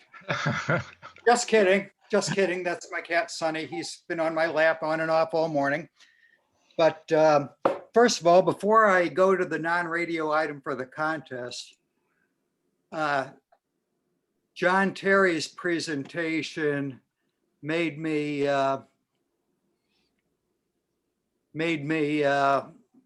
think that maybe I should put in a request for some parts I've been looking for. I'm looking for the bezel for this drum dial. It's a Pilot 1284. Can everybody see that? Yes. Okay. So this is the Pilot drum dial.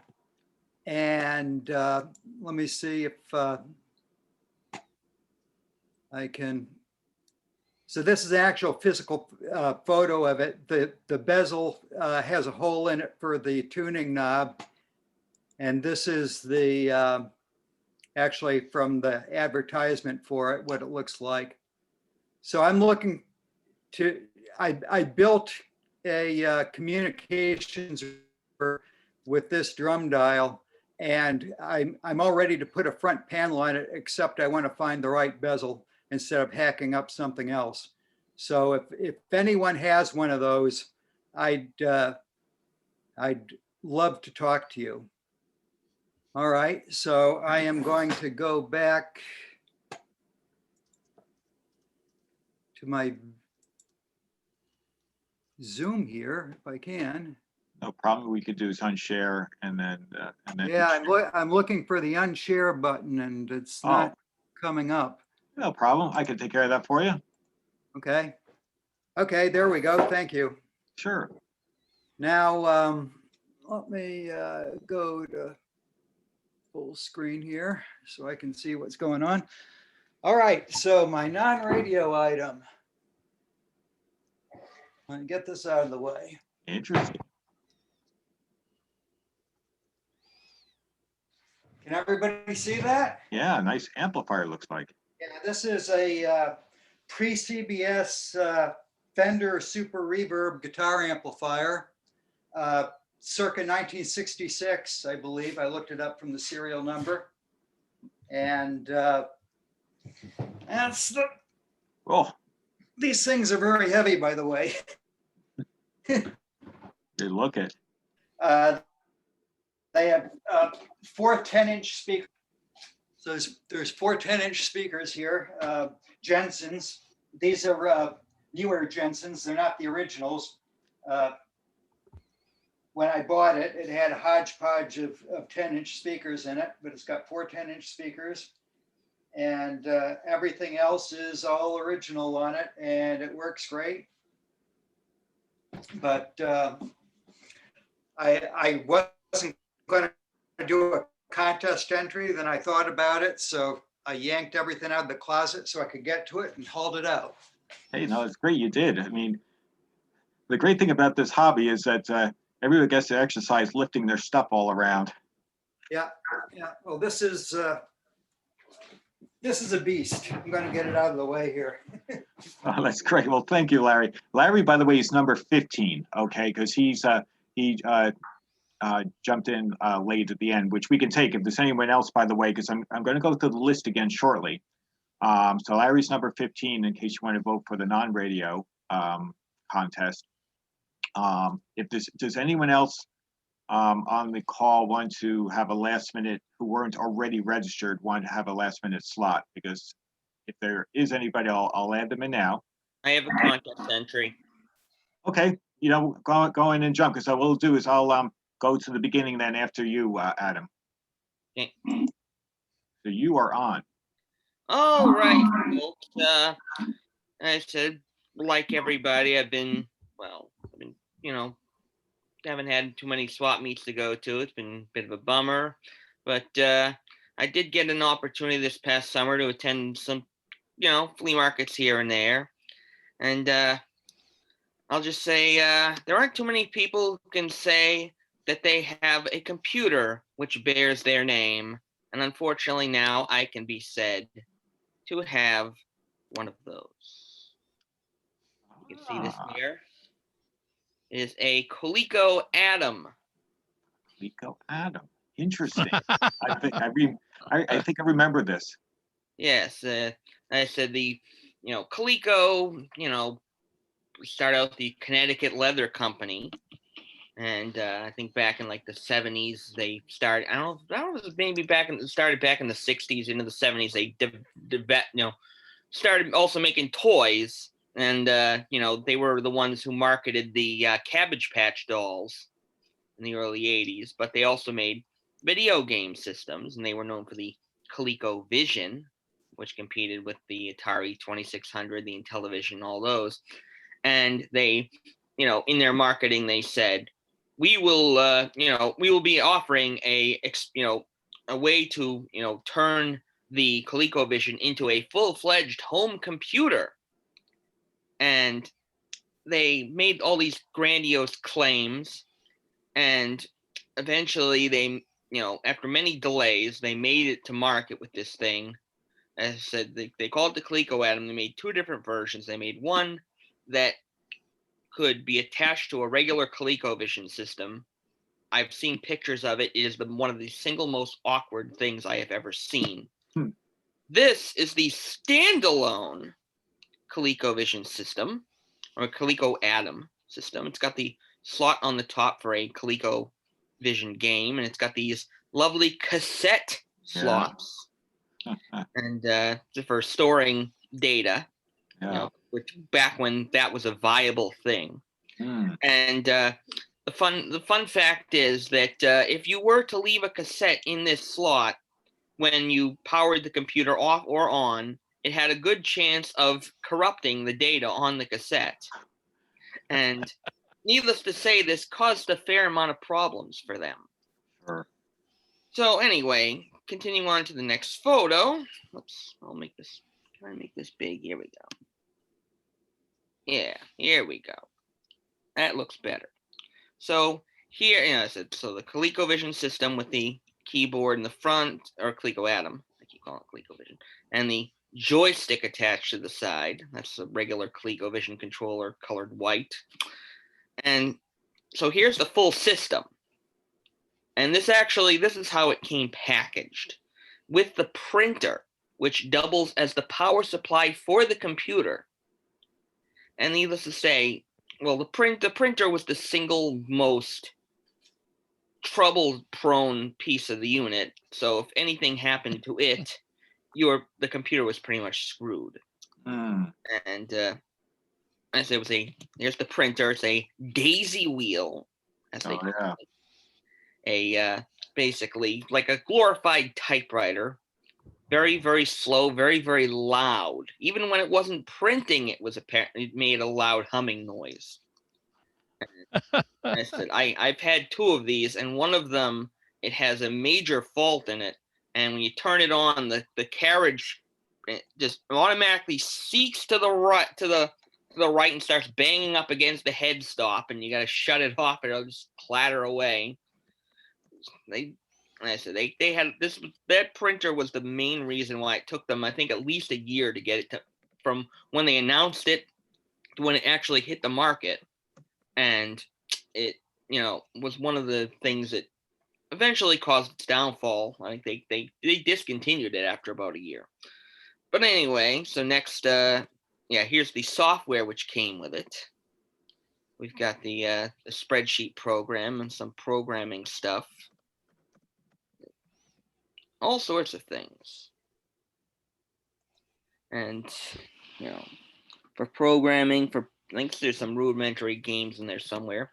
And there's the other cables that came with it, which is the case for one of the cassettes and the cable that connected it to your television set, and a secondary joystick for if you happen to have a 2-player game or something.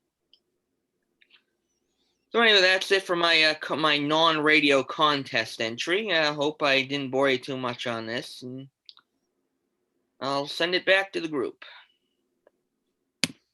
Okay, Alan, just Adam, I'm going to take over for John for a moment here, and we will now go down the group once again for anybody who would like a second chance and to show a contest entry.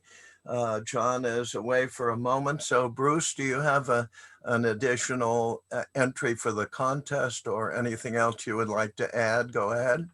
Or I'll do a contest entry here.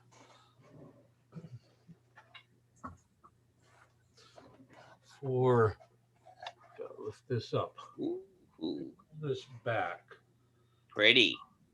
This is, and you see can myself. You can see yourself and everything in here. This is a Spartan 7-sided.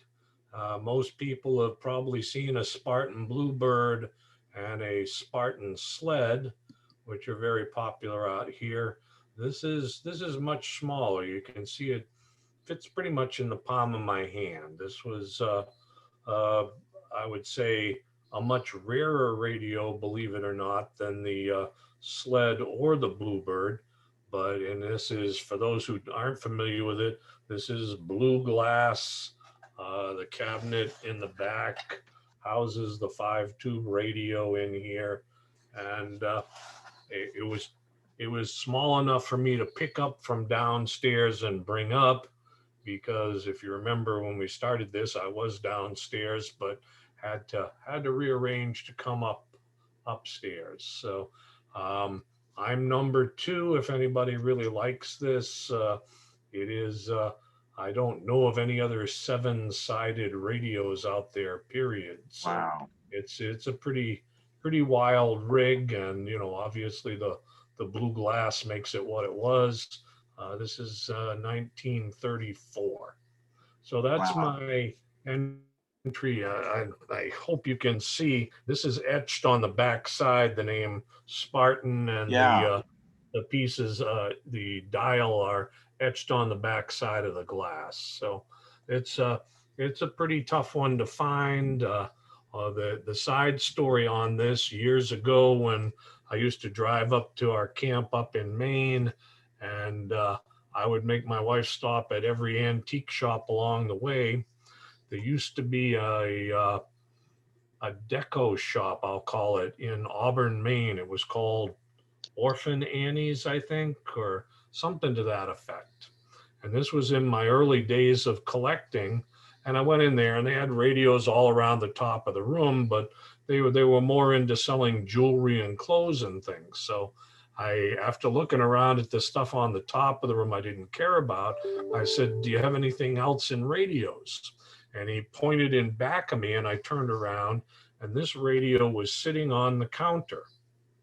And he said, "How about that?" So I just took a look at it and just assumed it was a fake when I saw it, because I'd never seen another. Yeah. So I never got to pick up that one for $200, and I had to pay a little bit more for this one, but it's still very nice. So wow, it's one of my favorites amongst 1,000 other, I guess. So that one's my radio entry. So for the non-radio entry, I decided to put this out there. This is called a Radio Nurse. This was made by Zenith right after the Lindbergh kidnappings. Everybody who had money was scared somebody was going to come in and steal their child right out of the crib. So Zenith always thinking a little bit ahead and deciding, hey, we can come up with something that'll help there. They came out with the radio nurse here. And this was your first baby monitor. This piece here, which should, I'm trying to hold it well enough for you to understand it, should look like a nurse's head here. Okay. This sat in your child's room by the crib, and you had what was called a guardian ear, which didn't look anywhere near as cool as this. And it sat beside your easy chair, and you could listen to everything that was happening in that baby's room and feel good about nobody stealing my kid. So this is before World War II. This was designed by a famous industrial designer named Ishima Noguchi. Noguchi was a Japanese American, and Noguchi was a great designer, but as the war started coming up and there was a lot of resentment against the Japanese in the United States, and Japanese people were literally sent to internment camps that nobody talks about anymore. To prove your resentment for the Japanese, if you owned one of these, you would publicly take it out in the middle of the street and smash this in front of your friends to prove you had nothing to do with Japanese Americans. So the number of these hanging around is not high, maybe not as low as Enigma's, but it's right up there. So the other side story in this is I've only seen 2 of the Guardian ears in my whole life. I've seen 4 of these. And one of those Guardian ears was auctioned on eBay by Mr. John Terry. And I was unfortunately the second highest bidder for that. So if anybody ever knows of where there's a Guardian ear, I'd like to know about it. Okay, so that's my non-radio input. And I'm Bruce Phillips, number 2. Wow, that's fabulous. Thank you, Bruce. I can't believe the quality items for all the participants. Let's see here. So I think we just started down the list. Tom, do you have something you wanted to enter? I think you did.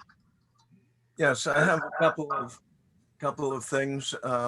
One is I would like to offer one of these or these for sale. This is my Telegraph Collector's Guide, and I forgot to mention it when I was talking about items for sale. This is the only book that has ever been written on Telegraph Keys specifically, and it's the only book that's ever been written with a price guide. And the reason I wrote it was that so many people were faced with a family member who had died and beautiful telegraph keys, and they didn't know what to do with them, didn't know about the price. And I heard of telegraph keys going for $5 and $10 when the same keys were actually selling among collectors for $5,000 and $10,000. So the difference between a $5 telegraph key and a $5,000 telegraph key is not obvious to anybody unless they've looked at this book. So I'm offering this book. RSGB, Radio Society of Great Britain, published it. I think it's in the 5th or 6th edition. And if you buy one, you get my 82-year-old signature as the author of the book. And I'll just show you, the book is just full of pages after pages of pages, pictures of telegraph keys. And at the end of the book, there is a value sheet. Unfortunately, it has gone through a number of changes. One guy who was the major telegraph collector in the world died, and his estate was put on eBay, and there were 10,000 telegraph keys that suddenly went on eBay. So the values in my guide went down by 1/10. So they ended up being about 1/10. I never had more than 3,000 telegraph keys, so he outdid me rather dramatically. But nowadays, the prices in the back are fairly reasonable. The price of this book is $15, $15 postpaid, and you can email me, Tom at, one word, enigmamuseum.com. You could just write that down, Tom at enigmamuseum.com if you'd like to buy one. My radio item for the contest is not the earliest radio, but the absolute latest radio. And this device is the currently used military radio that you will see in all of the pictures of our troops in Afghanistan. You will also see this radio being used by the people who are guarding the president. It is the radio of choice, the military radio of choice, made by Harris in New England, and a very fine radio. And the neat thing about it is if you turn it over, that little round disc that you see back there is the equivalent of an Enigma machine. So this radio is capable of encoding messages in the same way that Enigma encodes messages, but it encodes voice messages, a very, very difficult thing to do. So that's my entry for the radio part of the contest. And of course, I will also share screen for a moment and enter an Enigma machine. You know that I wouldn't be without one of those. And I'll just run you through. This is a perfectly restored Enigma machine from World War II. A great deal of effort has gone into the restoration. And I'll just give you a few pictures of the Enigma and how well it has been restored. The rotors cleaned, the box cleaned, the rotors are magnificent. And the inside of the Enigma is pristine. The wiring is back to original, and the box and the top and the case of the Enigma is back to original condition. It's almost a shame to take a wonderful old war relic like this and return it to original condition. I much prefer to see an Enigma with its battle scars. So those are my entries. Thanks very much, John. Oh, that's great. Tom, it's number 3 for you voters. Fabulous entrance. So Tom, grunge is important. I agree. And most of my Enigma machines have grunge, but this one was so clean when I found it. A German general had hidden it in his house, and not even in the basement where it'd be flooded. It was in an attic. So I couldn't do anything about it. I couldn't add grunge. The difference between grunge and patina seems to be which side of the tracks you're on. Indeed. Bruce, maybe you can scrape off your grunge and sell it separately. Oh no, that adds value. Of course, no, fabulous stuff. This is great. Adrian, I think you won another slot. Did I get that right? Yes, I have one more radio and a non-radio item to display. Great. Sure. Okay, so let me share and see if I can get there.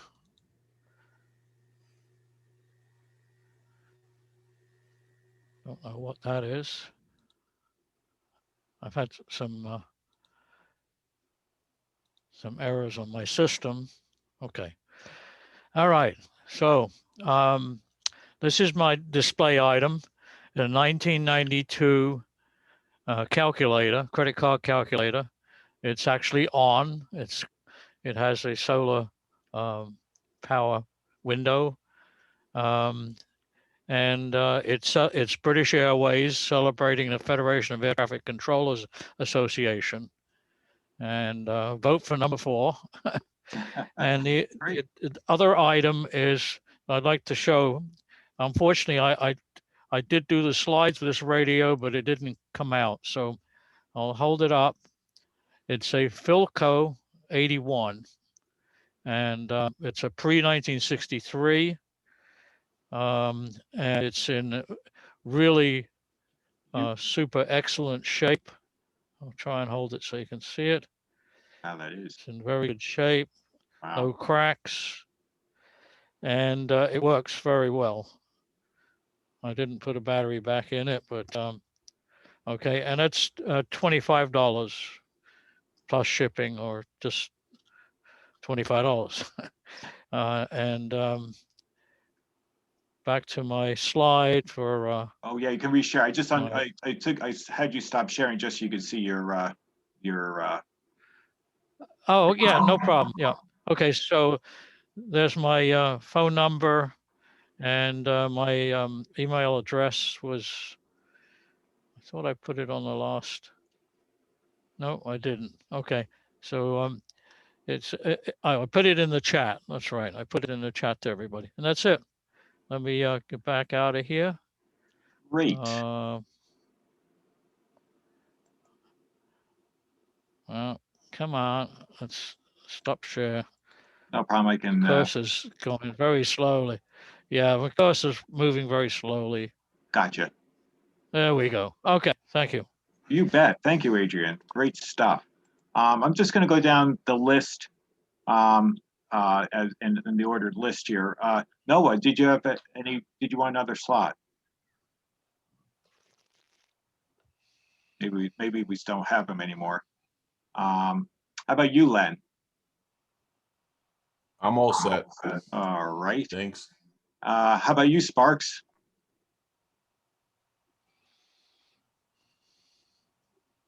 Whoops, I think you're muted. Are you set? I'm all set. Great. And I would assume same goes for Bob Harris, then Russ Tyne. Yeah, I'm good. Sure. Dave Crew, George, Joe, you set? Yeah, I'm okay, John. Yeah, I'm sending an email out, and George, if you're interested, I responded your email. I'll mail it out to you if you send me your address, and if you would just send me something back for postage. Oh, I'm happy to do that. Thank you. Okay. Super. John Terry. Basically all set. I just want to plug my eBay handle again. Sure. Old tech books and things. Try to put something up every day or so.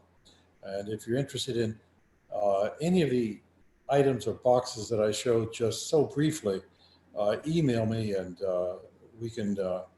I can send you more detailed pictures. Okay.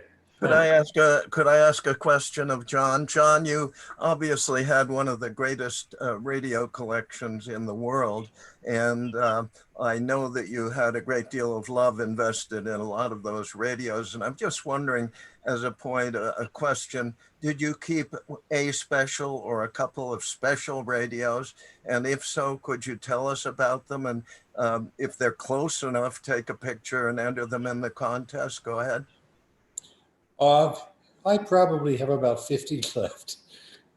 So I sold over 800, and then I sold over 100 in the following months after the auction. I had some duplicates, and I didn't put the duplicates in the auction. Like I had 2 Greeby CR6s and things like that. Yeah, I have several,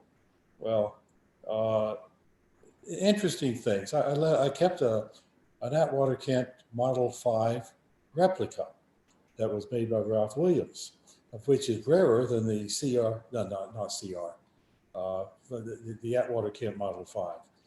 It's rarer than the 5 itself. There are probably about a dozen of them made. And I got that from Paul Giganti. I have an old Atwater Kent 20 that I got from Paul Giganti, one of my first sets I got. I heard someone talk about the Wilkinson sets. I think I have a Wilkinson set or 2 because they were so unusual. It looked like they were garage made. Someone did mention that. I don't know, they call them Wilkie or something. Another was the Boston Globe sets. I forget exactly what those were called, made by Chelsea and Home Brews. Then I have a couple of restorations that I want to find someone to do. One is what was the company? Anyway, the advertisement was of a guy standing, holding 4 radios up in the air. And one was a receiver, one was an amplifier, one was a battery cabinet, and one was a cabinet with a vocal phone in it. And I have 4 cabinets. I have a vocal phone, and I finally tracked down a supplier of Bakelite panels that they're about so big. And so I have the blank panels to fix up 2 of the items. The battery was just a switch and a meter on it. So, and I've got a meter. So I'm looking for someone to do a restoration on that. Oh boy, I can't recall the manufacturer, but anyway, I'll try to put some pictures up. And I have really one aisle in my base. I have a 25 by 25 foot room in my basement, my new basement, and it's full of shelves. And I have one aisle that's on both sides, which is radios. So anyway, it's been a lot of fun. And actually the auction itself, some people say, well, how could you get rid of these things that you collected for 40 or 50 years? And I really was happy to see the smiles on the people's faces as they walked out carrying the radios. And on my website, I still have several slideshows. I have a slideshow for each of the auctions, and then I have another slideshow of happy faces. I just call it people. I remember your face looked very happy at the auction too, John. Yeah, we had. Thank you very much. Yeah, but no, the one last comment, actually, in order to get the pictures, I hired a wedding photographer to take pictures during the auction so that, that we had a good record of it. But anyway, I'll share some of those websites with you guys. Oh, maybe John, at some point when time allows, we'll have to get you into one of our Zoom meetings. Maybe you could give us a slideshow of what you do have still. I'll consider that. Okay, it's no pressure, just a thought, of course. But thank you. Let's see, Bruce Burgess, are you all set with your time slot? Yes, I'm fine. I just recall that I had the Atwater Kent Model 40 with speaker in the radio section, and the book Father of Radio in the non-radio section. Right. Appreciate your consideration. Of course. What I'll do is I guess I'm going to bookend myself. I started, I guess I'll finish this. I'm going to throw in perhaps, there you go. Yep, Bob, by all means, we can probably, what I'll do is I'm going to bookend this with just a quick radio contest as well for my own item. And what we'll do is we'll just take a quick walkthrough, make sure we get a quick review of everybody who's in the contest, and then people can vote. So I'm going to quickly share my screen. Bob, we see Bob's here. He's number 8 with the AMRAD 4-tube.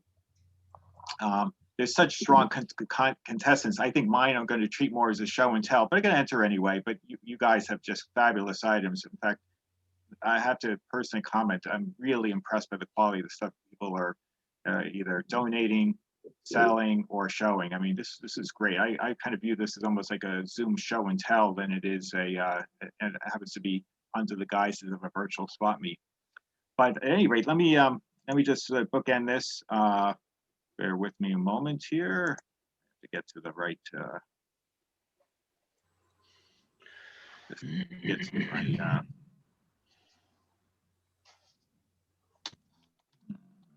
Here we go. All right, let me share my screen here and I'll wrap this up in just a couple of minutes. Oh, okay. Thank you, Bruce. By all means, people, just a quick note, anyone who has to leave if they want to vote, you can private message me through the chat with your your numbers for your radio and non-radio. If you can't remember the number, just give me the item and I'll figure it out. And we'll go through it one more time with the numbers just to make sure everybody's got it. And then and you can email me. I'll keep this going for about 30 minutes after we wrap up, and that way people have a chance to think it over, and they can, and I'll keep even the Zoom open, so that if you still want to chat, I'll catch it. I'm just going to close down the video and everything and keep it open, or you can just email me to my email at jfxg@yahoo.com. But anyway, let me just quickly I'll just quickly share. Anyway, this is ha-has. Think of this as perhaps more show and tell. This is my item. I'm number one. This is an original Telefunken Gabota 7 export. So this is a U.S. model. The Germans made local models which had the FM frequency limited to 100 megahertz, and also more focus on shortwave. Whereas the U.S. model had shortwave, but obviously had the full FM spectrum. Just a quick story, a backdrop on this radio. When my first radio as a kid was exactly this type of radio. When my parents got married in 1956, my father was a big Telefunken aficionado, and he bought that as their first radio. And of course, he moved on to nicer pieces. He had a beautiful Opus Royal console, and he also bought my mother a nice early solid state system. So this radio got relegated to the attic in a box, and I just happened to be looking around the attic, and I happened to see this in the box, and I said, and I asked my parents, "Do you mind if I could use it, because we have no radio. My brother and I didn't have a radio in our room." And my father said, "Yeah, okay, sure."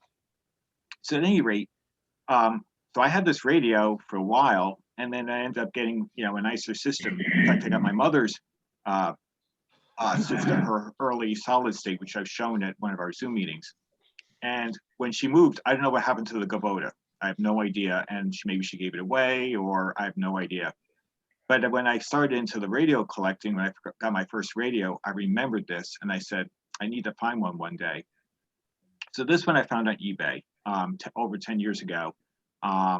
It was a one family owner in original condition.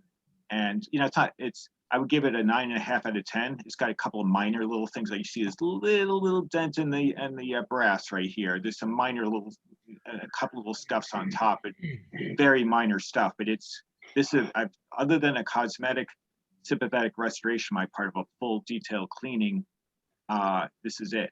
So this is from 1956. I'll just quickly go show some. This is fully operational. Even the EM84 is reasonably bright, not super bright, but reasonable. Works like a charm. I mean, there's no hum, no nothing. Now I realize eventually it's going to face the restoration, electronically, because it is just, it'll run its course, but it's used very sparingly.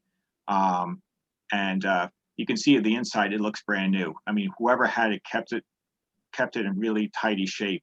Even the electrostatic tweeters, which are always a problem spot for these, works perfectly. You can even see the original Telefunken label on the speaker, and the serial number. It's really quite visible. All original tubes. Everything has never been touched. What's interesting is the back panel. All the radios leaving the factories always came with schematics. And whenever you find these radios, 9 times out of 10, either it's missing or it's been just opened up, removed, and reinserted. This one is still in its factory seal with the factory serial number, which matches the chassis. So this has never been opened up. I do have a Sam's manual for it, so I never ever have to touch it. So that's even nicer. And here's the tube layout on here. And what's the other bonus is that it has all the documentation. This is the original owner's manual, instructions for connecting a record player, because all of these radios, even the almost the lowest end radio they made, had the option of plugging in a turntable, a phonograph to it. So that was radios at that point were still the predominant source of entertainment in the household. So that was really, the option, and TV was slower to come to Germany. It has a factory warranty card with the serial number, and even has the original Telefunken ground plug. So you can plug in the back of the radio and connect it to your pipes in your house for better reception. And here's a guide for our radio stations in the United States. And also, it came with two fuses in case the fuses popped, which would happen. Electricity back then was not nearly as stable as it is now, and all in this encapsulated envelope. So that, folks, is my entry for the heck of it. If nothing else, it was a show and tell. So I'm number one. Folks, if there's anything else that we want to cover here, I want to thank everybody. This was, personally, in my view, was a great show. Oh, John, go ahead.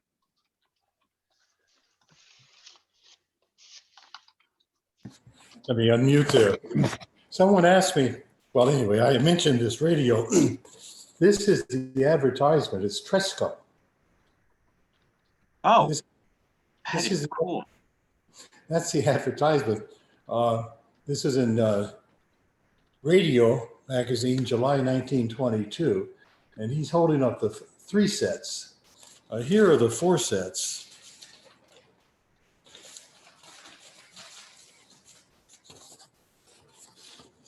Oh, yeah.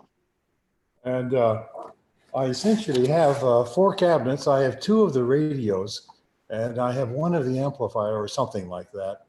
And I have new panels. And what I need is someone who can cut holes in panels and do a nice job and clean it up.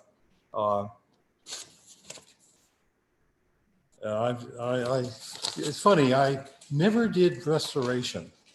I always tried to buy sets in very good condition, or if it was rare, I would just buy it in any condition, and at least so it was showable. But anyway, looking for someone with a project. I'd pay a few bucks for it, of course. But anyway, that's really quite a set, and I hope to, I'd like to get it in a presentable way. So. That's great. It says 1922, right, John? 1922. This is from Radio News, July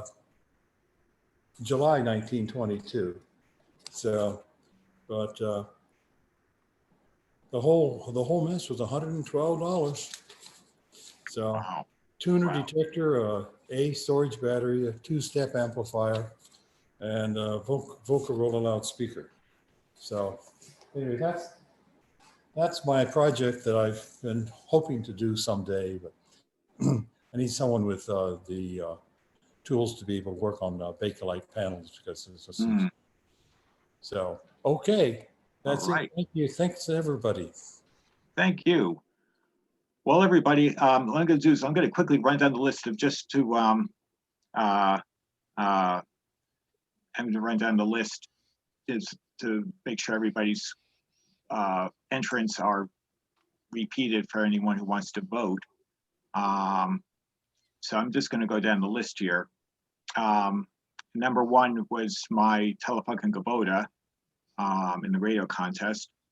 Bruce had 2 items. He had the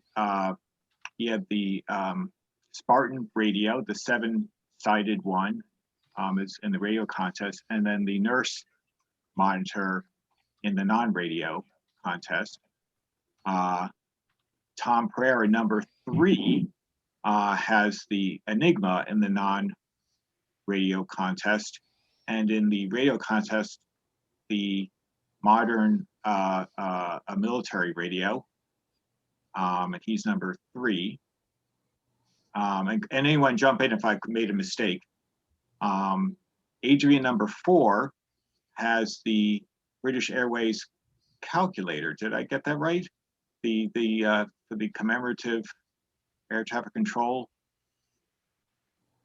meeting. Yep. Air Traffic Controllers Association. Yeah. Thank you, Adrian. Yeah, you're number 4. Number 5, John was at magnificent Magnavox. Was that a Magnavox, Noah?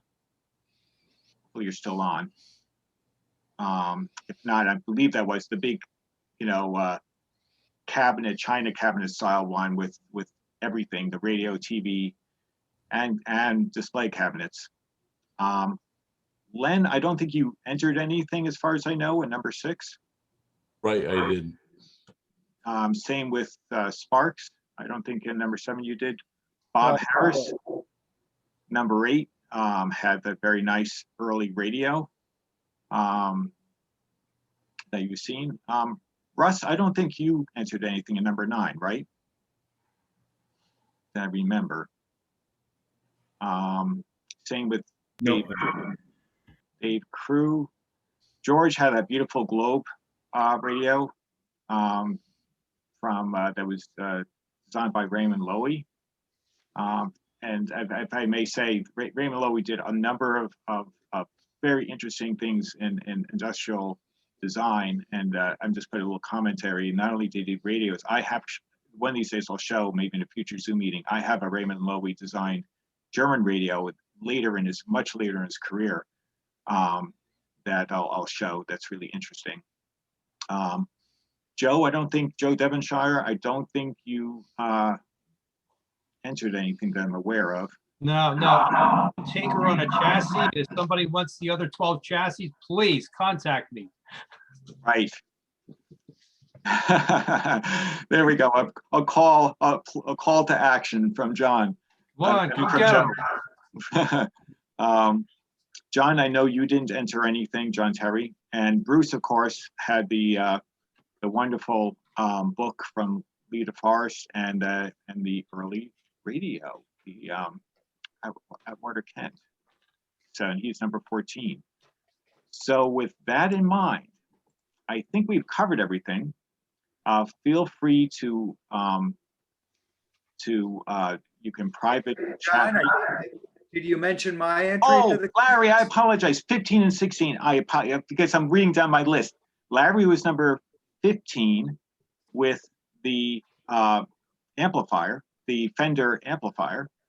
I thank you for that. So Larry's number 15, and number 16 was, of course, Adam with the Coleco Adam computer, which is probably the only one I've seen in a long time.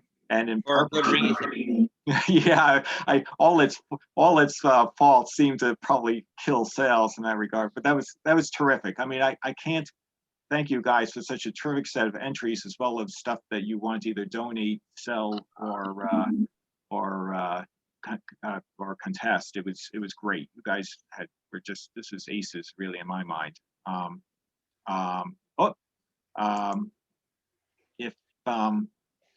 So with that in mind, I guess what I'll do is I'm going to thank everybody. You can email me or chat for the votes, and 30 minutes, probably around 12:30, I'll post the outcome. And good luck, everybody. Thanks for attending. Terrific. And we will have our next Zoom meeting on the 18th. Thanks, John. Hey, thanks, John.